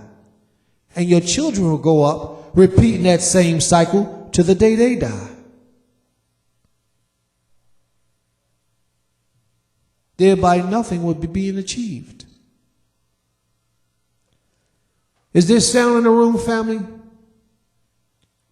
Give me a 7 if you can hear me, please. Rabbi. Black Friday grossed $10 billion. And the Saturday, the aftermath, grossed another $6 billion. There's an old saying, the hand that leads or the hand that feeds is the hand that leads. The hand that feeds is the hand that leads. So a lot of our Israelite communities who speak so harshly against this government, but yet are accepting funds from this government by way of the 501c3, they have no right to open their mouths against the government in no way, shape, or form. Because if they do, and the government get wind of it, the government will strip you of everything you have. You will be holding service on the street because they will take your building. These are the rights that you give up when you accept a 501c3. It says 8 million people will die within the next year from preventable diseases. Medical doctors are now telling the public to stop eating so much meat. It says 8 million will die within the next year from preventable diseases. Medical doctors today are now telling the public to stop eating so much meat because the meats are killing us. And we're dying rapidly and have no idea that we are causing our own deaths.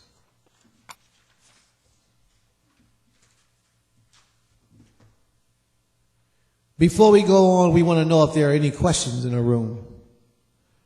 Does anyone have any questions? All right. At this time, we would like to take the time to acknowledge the Most High, thank the Most High for anything that you would like to thank the Creator for. Now is the time to do so. So if we can, whomever would like to, you can type it in the room if you're in the room. You can take the microphone if you're here in the temple. Anyone who would like to thank the Most High for anything special, now is the time to do so. Hallelujah.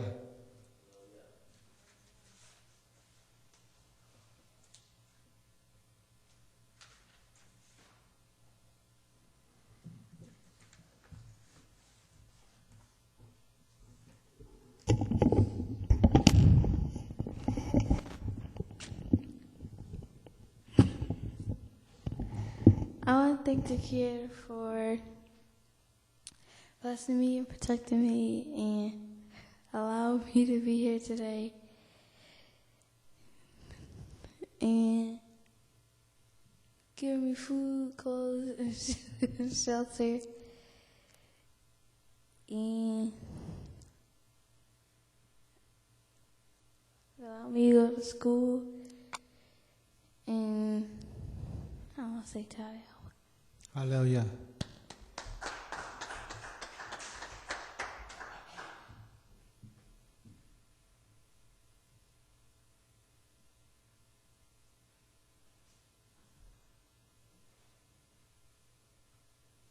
Anyone else?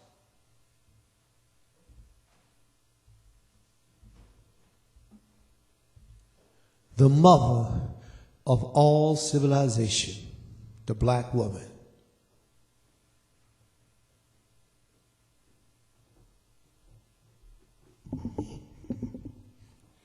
I would like to thank the Creator for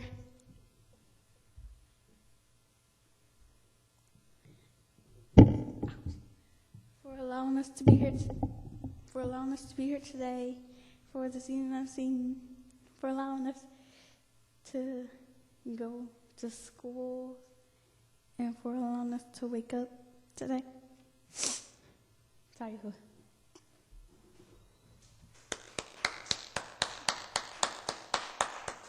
I don't understand what's being said. Hallelujah. Is there anyone else?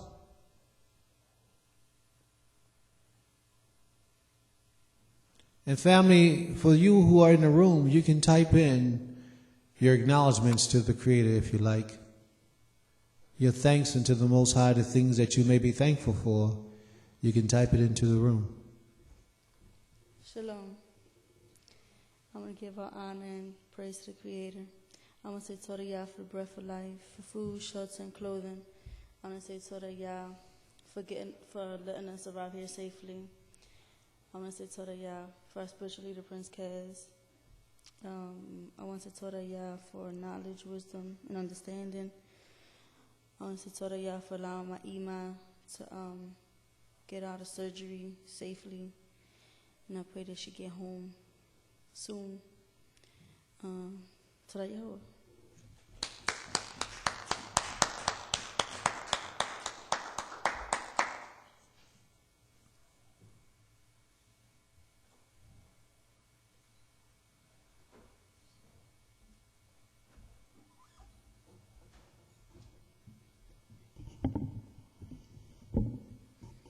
Hallelujah.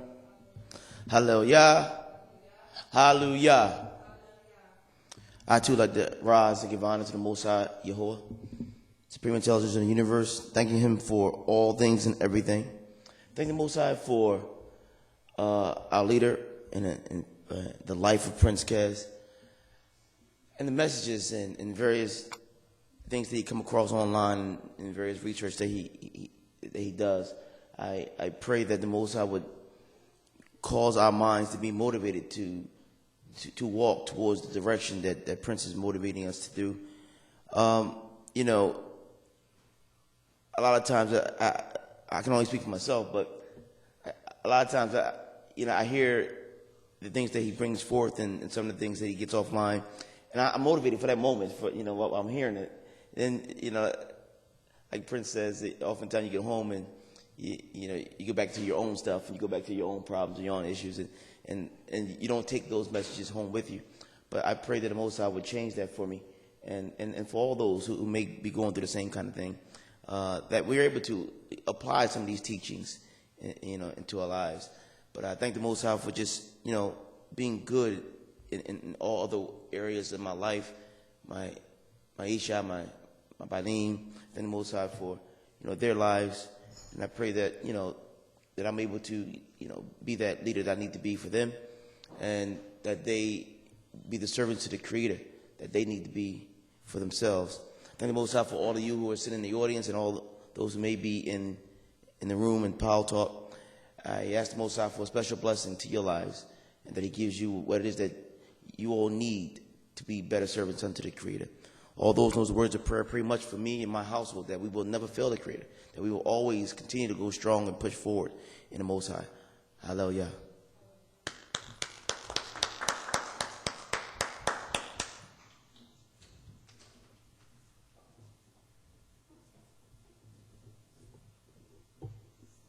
Shabbat shalom.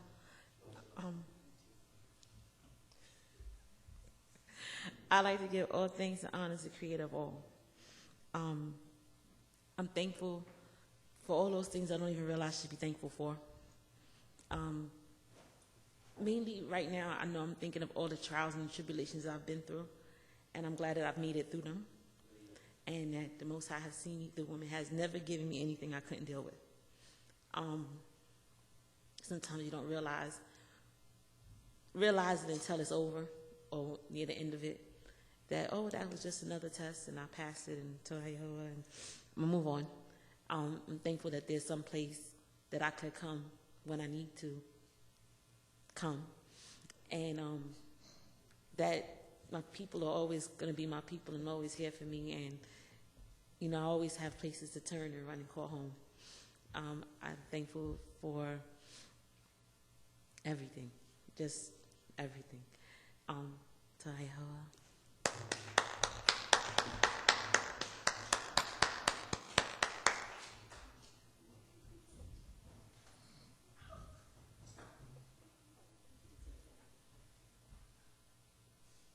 Anybody else?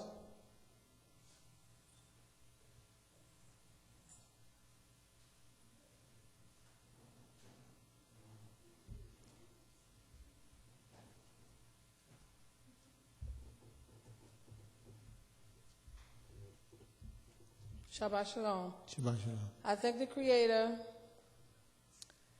for all things that He's done for me and my family. I want to especially thank the Creator for the lesson that was presented today of the worth of the black women and how this society sees our black women and how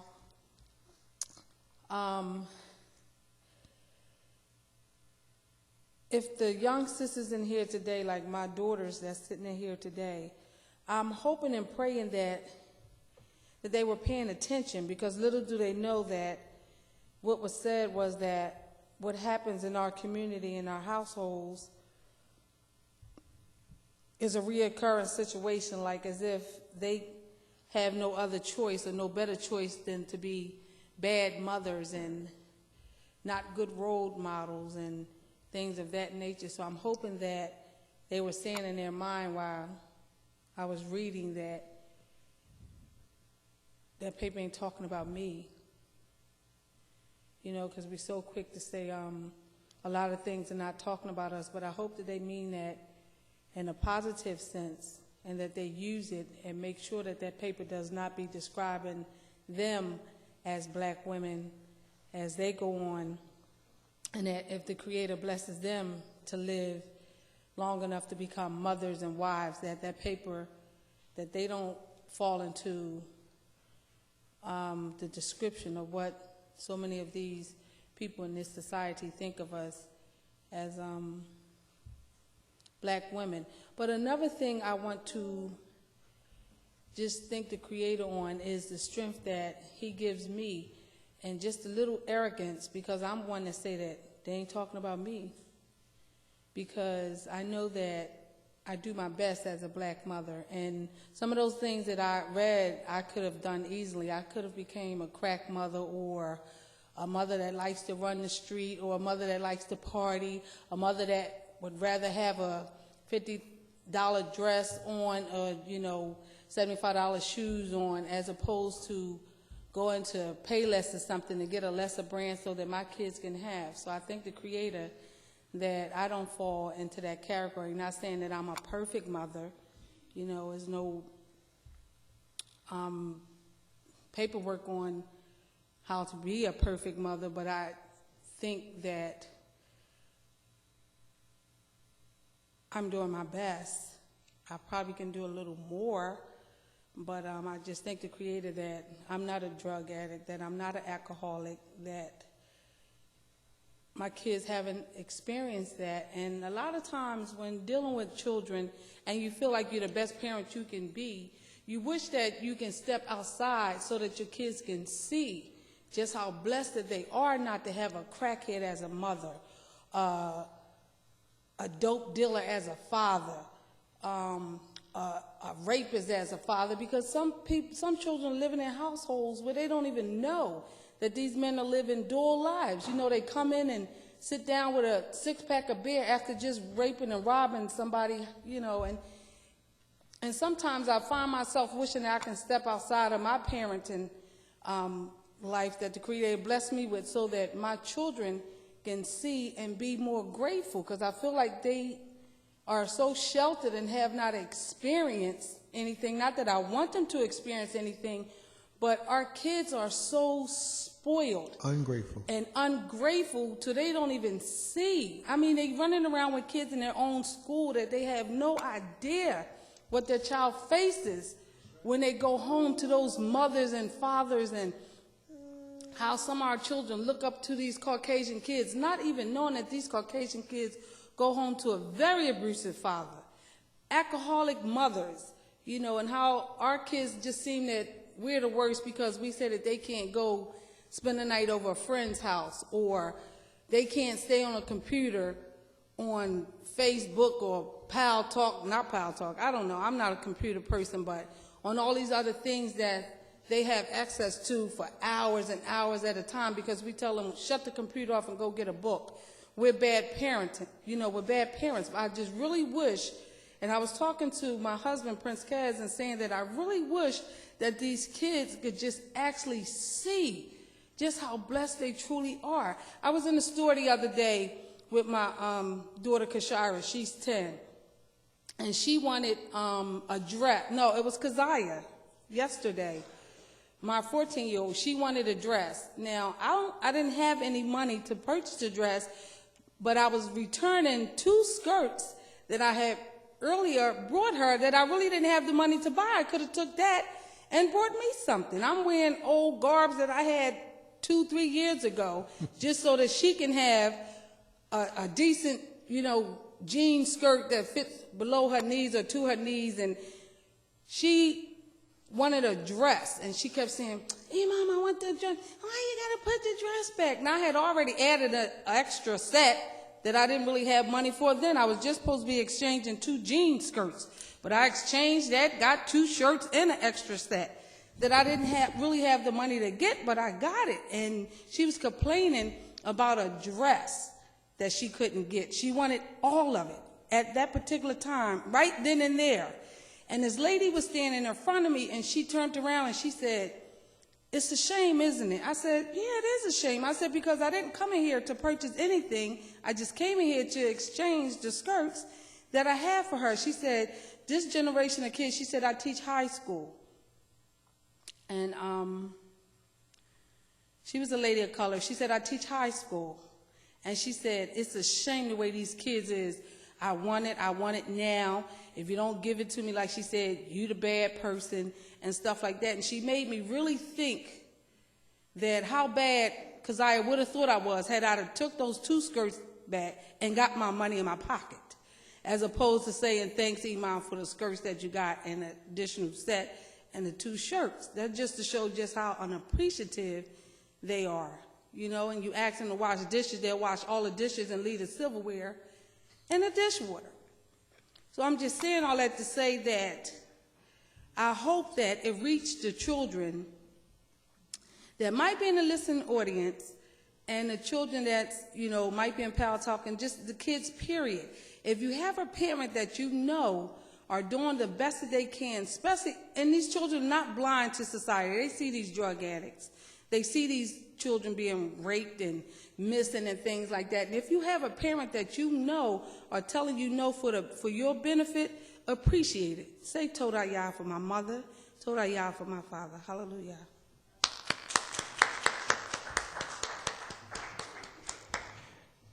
And I just want everybody to know that I didn't know she was out spending all that money yesterday. Don't nobody call me no more and check up with me. We out spending cash, buying skirts and stuff that we ain't got no money to be buying. Wasn't nobody's birthday. Hallelujah. Hallelujah. All right. Is there anyone else who would like to thank the Most High at this time? Ungrateful little kids. Anyone else like to thank the Most High at this time for anything special? Ima talking about she got on garments 2 years old. Every day after work, she hit the store. Every day after work. 1 little shirt, 2 little skirts, pair of pants here, pair of shoes there. Payless know her by name. Hey, Shalom. Your name is Namia, isn't it? Yes, that's you, isn't it? Let's read on, family. Let's get into our lesson for the day. What I would like for you to do, family, is travel with me to the book of Micah. Michcah. Micah, the book of Micah. We're going to start our readings in the 4th chapter of the book of Micah. Hallelujah. The 4th chapter of the book of Micah. Give me a 7, please, when you get to the 4th chapter of the book of Micah.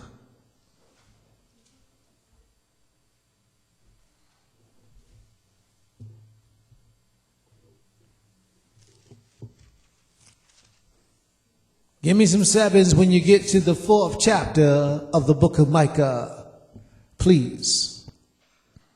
Micah, the 4th chapter.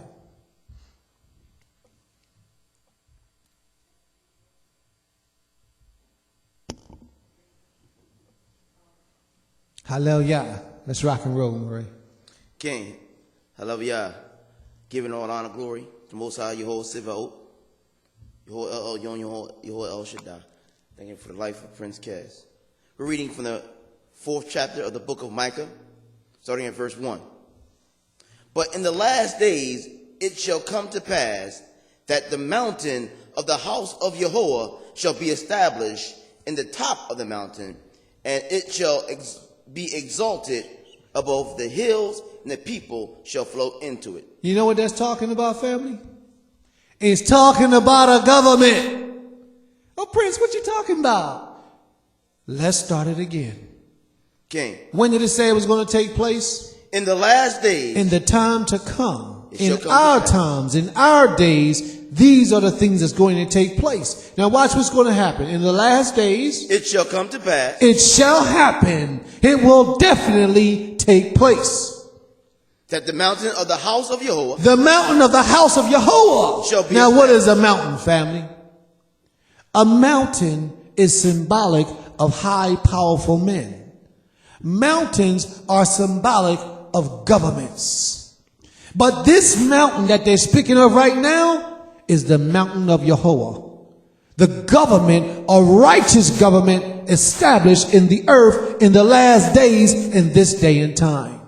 There is hope for us, family. And the hope is going to start right now. Watch this, read on. Now we're talking about the Most High's order of government that is being established in the last days. This is the time right now. Read on. Shall be established in the top of the mountains. In the top of the mountains, which means that we're going to sit his head above the earth. The top of the mountains, which means that there are other governments, but we will rise above all the governments of the earth. Read on. And it shall be exalted. And it shall be exalted Above the hills. above the little hills, And the people shall flow and into the people shall flow to the righteous judgment, the righteous government established by the Most High King. We on our way, family. We are on our way. Read on, please. Verse 2. And many nations shall come and say. And many nations shall do what? Shall come and say. And say what? Come, let us go up to the mountain of Yehovah. Let them, the other nations, come up to the government of the Most High King. Read on. And to the house, and to the house of Elohim. To of the house Yaakov. of the Elohim of Yisrael. Are you Yisrael? Okay. Are you Yisrael? They're going to come to your house to receive instructions, to receive salvation, to have mercy upon them. Read on, please. And he shall teach us his ways. And we shall teach them the ways of the Most High King. And we will walk in his paths. The nations are going to learn to walk in the path of the Most High. For the law shall go forth out of Zion. The law shall go forward out of Zion, And the word of Yehovah from Jerusalem. and the word of Yehovah from Yerushalayim. Now, when it says the word should go forth, the law should go forth out of Zion, it is specifically saying that the law should go forth out of Judah. Out of Judah. Read on, please. Malachi, the 4th chapter, verse 3. And he shall judge among many peoples. And we shall judge among many people. And rebuke strong nations afar off. And they shall beat their swords unto plowshares. It means that when we establish in this government, in this earth, the government of the Most High King, it means that we will teach the earth how to live righteously before the Creator.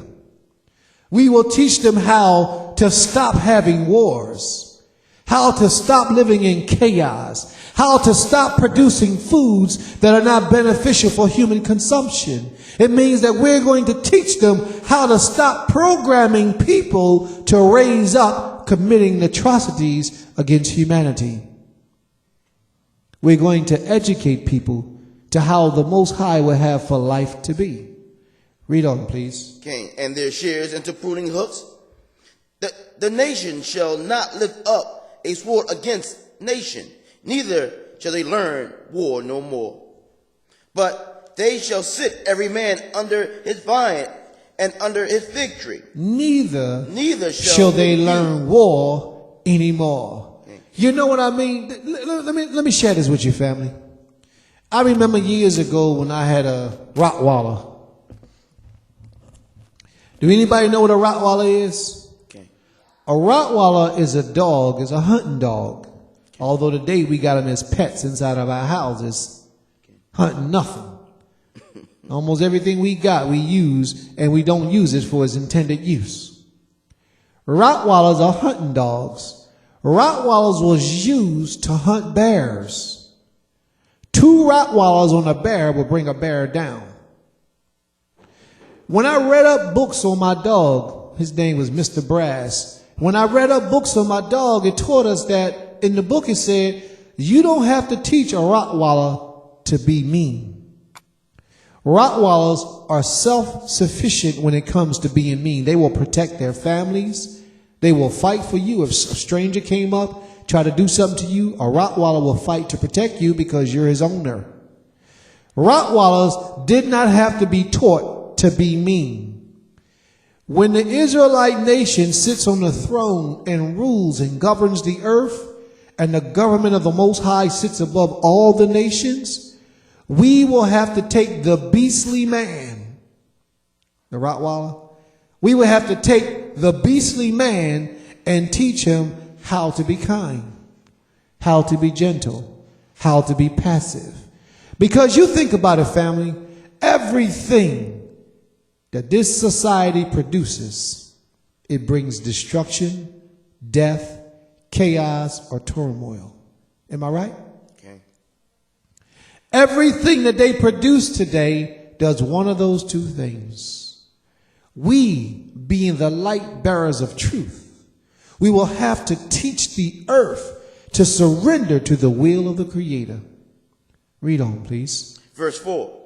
But they shall sit every man under his vine and under his fig tree, and none shall make them afraid. For the mouth of Jehovah of hosts has spoken it. For every people will walk everyone in the name of his Elohim. And we will walk in the name of Jehovah, our Elohim, forever and ever. Now, if the people don't want to do righteously, we're not going to make them. We're not going to force them. We're not going to kill them. We're going to give everybody an opportunity to do right. And if they want to walk in the name of their deities and keep serving their deities and having calamities be upon them, that's fine. But the majority of the nations are going to come to us to receive wisdom so that they can walk in the ways of the Most High King. Read on, please. Verse 6. In that day, saith Jehovah, will I assemble her? Hold up. Back up. Read that again. In that day, verse 5. 6. 6. Okay. In that day, saith Jehovah, I will assemble her. There you go. Okay. That halteth, and will gather her that is driven out, and her that I have afflicted. I will make her that halted a remnant. And her remnant came, and her that was cast far off a strong nation. He's talking about us, family. And Jehovah shall reign in over that them. day, the Most High, the supreme intelligence of the universe and all creation, will take us who have been cast out and us who have been driven out and place us in a rightful position as rulers and judges of the earth. And what shall take place, Murray? And Jehovah shall reign over them all in the mountain of Zion from henceforth even forever. And thou, O tower of the flock, the stronghold, the daughters of Zion, unto thee shall I come, even the first dominion. The kingdom shall come to the daughters of Jerusalem. The kingdom shall come to who? To the daughters of Jerusalem. You, O young ladies, you, O beautiful treasure. The kingdoms of the Most High shall come unto you. Read on, please. Verse 9. Now why doest thou cry out aloud? Is there no king in thee? is thy counselor perished. For plagues have taken thee as a woman in travail. The Most High is saying, sisters, why are you living the way that you're living? Why are you crying, weeping and moaning? Why are you suffering, young lady? Isn't there a king in the midst of you? The Most High is letting us know that he's here with us. And that if there's anything that ails us, anything that brings us pain or misery or hurt, we can lean upon him to bring us an answer. We can learn to trust in him to bring about a resolution. The Most High is speaking to us. He's saying to you, O daughters of Zion, because the Most High understands that any great nation to rise to the level that he has predicted and ordained for us to rise to, our women have to be on point. This message is for you, O daughter of Zion. Is there a king in the midst of you? Then why are you crying? Why are you living your life the way that you're living your life? Knowing that all you need to do is call out to your king and receive everything that you need. Okay. Read on, Moray. Malachi, the 4th chapter, verse 10. Be in pain and labor to bring forth, O daughters of Zion. Be in pain. It means that you got to go through a little bit of suffering. But as you go through your suffering, and what you produce shall be great. That means get a man back his welfare system. Don't tolerate a disrespectful or disobedient man to the laws of the Creator. Don't prostitute yourselves, sisters. Do what you have to do for survival in righteousness. Do what you have to do. He's also saying when you have pains and trouble and you don't know which way to turn, turn to me. Okay. Turn to me and I will be there for you. Hallelujah. That's what he's saying. But for the time that you have to suffer to bring about something great in the end, what is it that she's going to bring forth great? She's going to bring forth a beautiful child. Okay. Where the child would, like Ima was speaking about today, where the child would understand and appreciate life. Okay. Appreciate having good parents. Having a mother that's there working hard to provide for them. Having a father that's there to nourish them in the proper ways of life. Where a child will one day get to appreciate these things. Be in pain, good sister. Go ahead and endure for a little while. Because when it's all over, it's going to greatly reward you. Read on, please. In the middle of verse 10. Like a woman in travail. For now shalt thou go forth out of the city, and thou shalt dwell in the field, and thou shalt go even unto Babylon. There shalt thou be delivered. So he's saying to us that we were going to go into captivity, and there we will be delivered. Read on. There shall Jehovah shall redeem thee from the hand of thine enemies. Who's going to rescue us? Jehovah shall redeem thee. He's going to rescue us. It's not up for us to rescue ourselves, as many of us seem to think it is. The only thing we can do is get ourselves in position until the Most High has made up his mind to come and get us out of this captivity. By building houses, planting vineyards. That's why the Most High said you're going to go from the cities to the fields. Okay. Right now we're living in the cities. He's directing us to the fields in Babylon. Read on. Okay, verse 11. Now also many nations are gathered against thee. Many nations are gathered against us, and we know it. Read on. That say, let her be defiled, and let her eyes look upon Zion. Let her be defiled. Means let her do all types of atrocities against the Creator's ordinances, laws, statutes, and judgments. So sisters, they're actually promoting you to do some of the things that you do today. That's why they open up places like Planned Parenthood so that you can go get birth control and become more promiscuous in your behavior. Don't have to own up to anything. Don't have to commit yourself to any form of celibacy so that you can cause yourself to be lewd in your behavior. Okay. Read on, please. They give you more things like welfare, public assistance, public housing. They set up and establish more programs for a single woman. That's almost like what they have done with this system of all this money that they gave to these big corporations. Instead of giving the money to the small people where it was really needed, they gave it to the rich people who really didn't need it. That's how they're treating you, sisters. They're giving you things to cause your own destruction, and you do not know it. You think that they're helping you. Read on, please. Can't let her be defiled, and let our eyes look upon Zion. But they know not the thoughts of Jehovah, neither understand they his counsel. For he shall gather them as the sheaves unto the floor. Arise and threshing, O daughter of Zion. For I will make thy horn iron. I will make thy horn iron.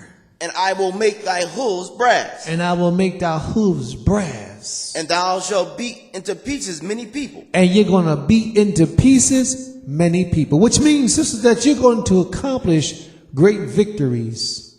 When the adversary sets up his traps, his snares, and his devices to try to keep you under, you're going to rise to the top. You're going to be strong, my dear sisters. You're going to be successful. Just hold on to the Most High. Don't give up. Okay. The end of verse 13. You might be alone for a little while. Sometimes that's what's needed to purify your soul. You know? And a lot of us don't understand that. Sometimes we think that loneliness is a bad thing, which it is a bad thing, but it has a greater outcome, which makes loneliness a good thing. Be patient, sisters. Hold on. In the Power Talk room, we get a lot of people, a lot of sisters crying about that they're single and they don't have a man and that they want a man, but yet they will trust in the Creator to deliver unto them a man. Don't settle for just anything that comes your way, that calls himself a male. If it's not what the Most High has for you, stay away from it. Which means that this individual should be in Torah, live in law, knows the Creator, and have a perfect relationship with the Creator. And what I mean by perfect is perfect in example. If you can look into his life behind the curtain and you see that he has 5 children over here that he's not supporting. He's catching the bus as he goes to his friend's house. He's sleeping on the streets or at his mama's house. Come on, sisters. It ain't too much that he can do for you. So why give yourself to him? How the saying go? I could do bad by myself. Then do bad by yourself. But when you become a man's wife, there's certain things that a man should supply to have you as his wife. Read Ezekiel the 16th chapter and watch how the Most High says the things that a man is required to give in order for him to have a wife. The Most High was the perfect example. Read on, please. Ezekiel, the 16th chapter, for anybody that needs to hear it. All right? Okay. Malachi, the 4th chapter, the end of verse 13. And I will consecrate their gains unto Jehovah, and their substance unto Jehovah of the whole earth. Malachi, the 5th chapter, verse 1. Now gather thyselves in troops, O daughters of troops. That's the Most High telling us to gather ourselves together. Unite yourselves, Israel. Unite yourselves. Come together, brothers. Come together, sisters. O daughters of Israel, unite yourselves. That sister has a prayer line that comes on. Beautiful thing that she's done. Giveret Kokavia. Beautiful thing that she's done. She has a prayer line that she orchestrated where the sisters will come together on the prayer line early in the morning every day. And then on Shabbat, they will have guest speakers. Beautiful thing. Technology has helped us to advance tremendously. We should take advantage of that and praise this King. Read on, please. Okay, in the middle of verse 1. They shall smite the judge of Israel with a rod upon the cheek. But thou, Bethlehem, Ephratah, they shall smite the judge of Israel with a rod upon the cheek. the nations shall come and attack us, and they will wound us. Some of us are going to have to die for what we believe in. Did you hear what I said, family? Some of us are going to have to die for what we believe in. Not all of us, but some of us. Because anything that is worth having is worth dying for. And some of us will be wounded, some of us will die when the adversarial forces come against us. But in the end, we will be victorious. Prepare for this, family, because it's coming. Read on, please. Verse 2. But thou, O Bethlehem Ephratah, thou Which are little amongst the thousands of Yehudah, yet out of thee shall he come forth unto me that be the ruler of Yisrael. out of thee, O Bethlehem Ephratah, the smallest house in Yehudah, out of thee shall come him who shall be ruler over your people. Read on, please. Whose goings forth have been from of old, from everlasting. Verse 3. Therefore will he give them up unto the time that she which travaileth hath brought forth. Then the remnant of his brethren shall return unto the children of Yisrael. Verse 4. And he shall stand free in the strength of Jehovah. He shall do what? He shall stand and feed in the strength of Jehovah. He shall stand and feed. He shall share wisdom, knowledge, and understanding In with the people. Okay. Read on. In the majesty of the name of Jehovah, his Elohim, and they shall abide. For now shall he be great unto the ends of the earth. For now shall he be great unto the ends of the earth. Verse 5. And this man shall be the peace when the Assyrians shall come unto our land, when he shall tread in our palaces. Then shall we arise against 7 shepherds, 8 principal men, and they shall waste the land of Assyria with the sword, and the land of Nimrod and the entrances thereof. Thus shall he deliver from us from Assyria, when he cometh unto our land, and when he treadeth within our borders. And the remnant of Yaakov shall be in the midst of many people, as the dew from Jehovah, as the showers upon the grass, that tarrieth not for man, nor waiteth for the Son of Man.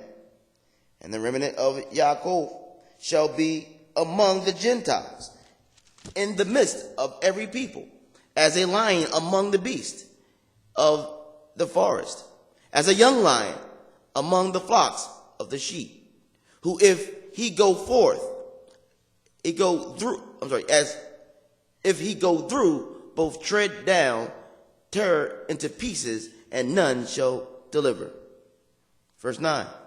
Thou shalt be lifted up upon thine adversaries, and all the enemies shall be cut off.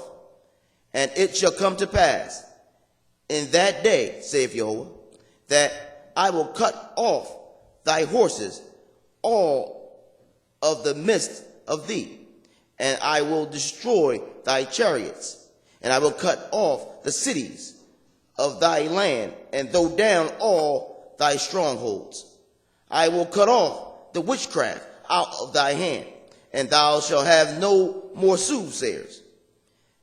Thy graven images also will I cut off, and thou standing images out of the midst of thee, and thou shalt no more worship the work of thine hands. I will pluck up thy groves out of the midst of thee. I will destroy thy cities. I will execute vengeance in anger and fury upon the heathens, which as they have not heard. Hallelujah. This is the Most High letting us know that he will protect us, that he will be there for us forevermore. All right, family, are there any questions at this time?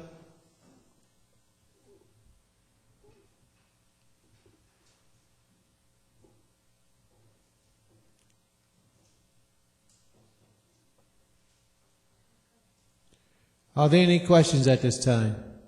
Does anyone have any questions? Okay, can we all rise, please, and face the east?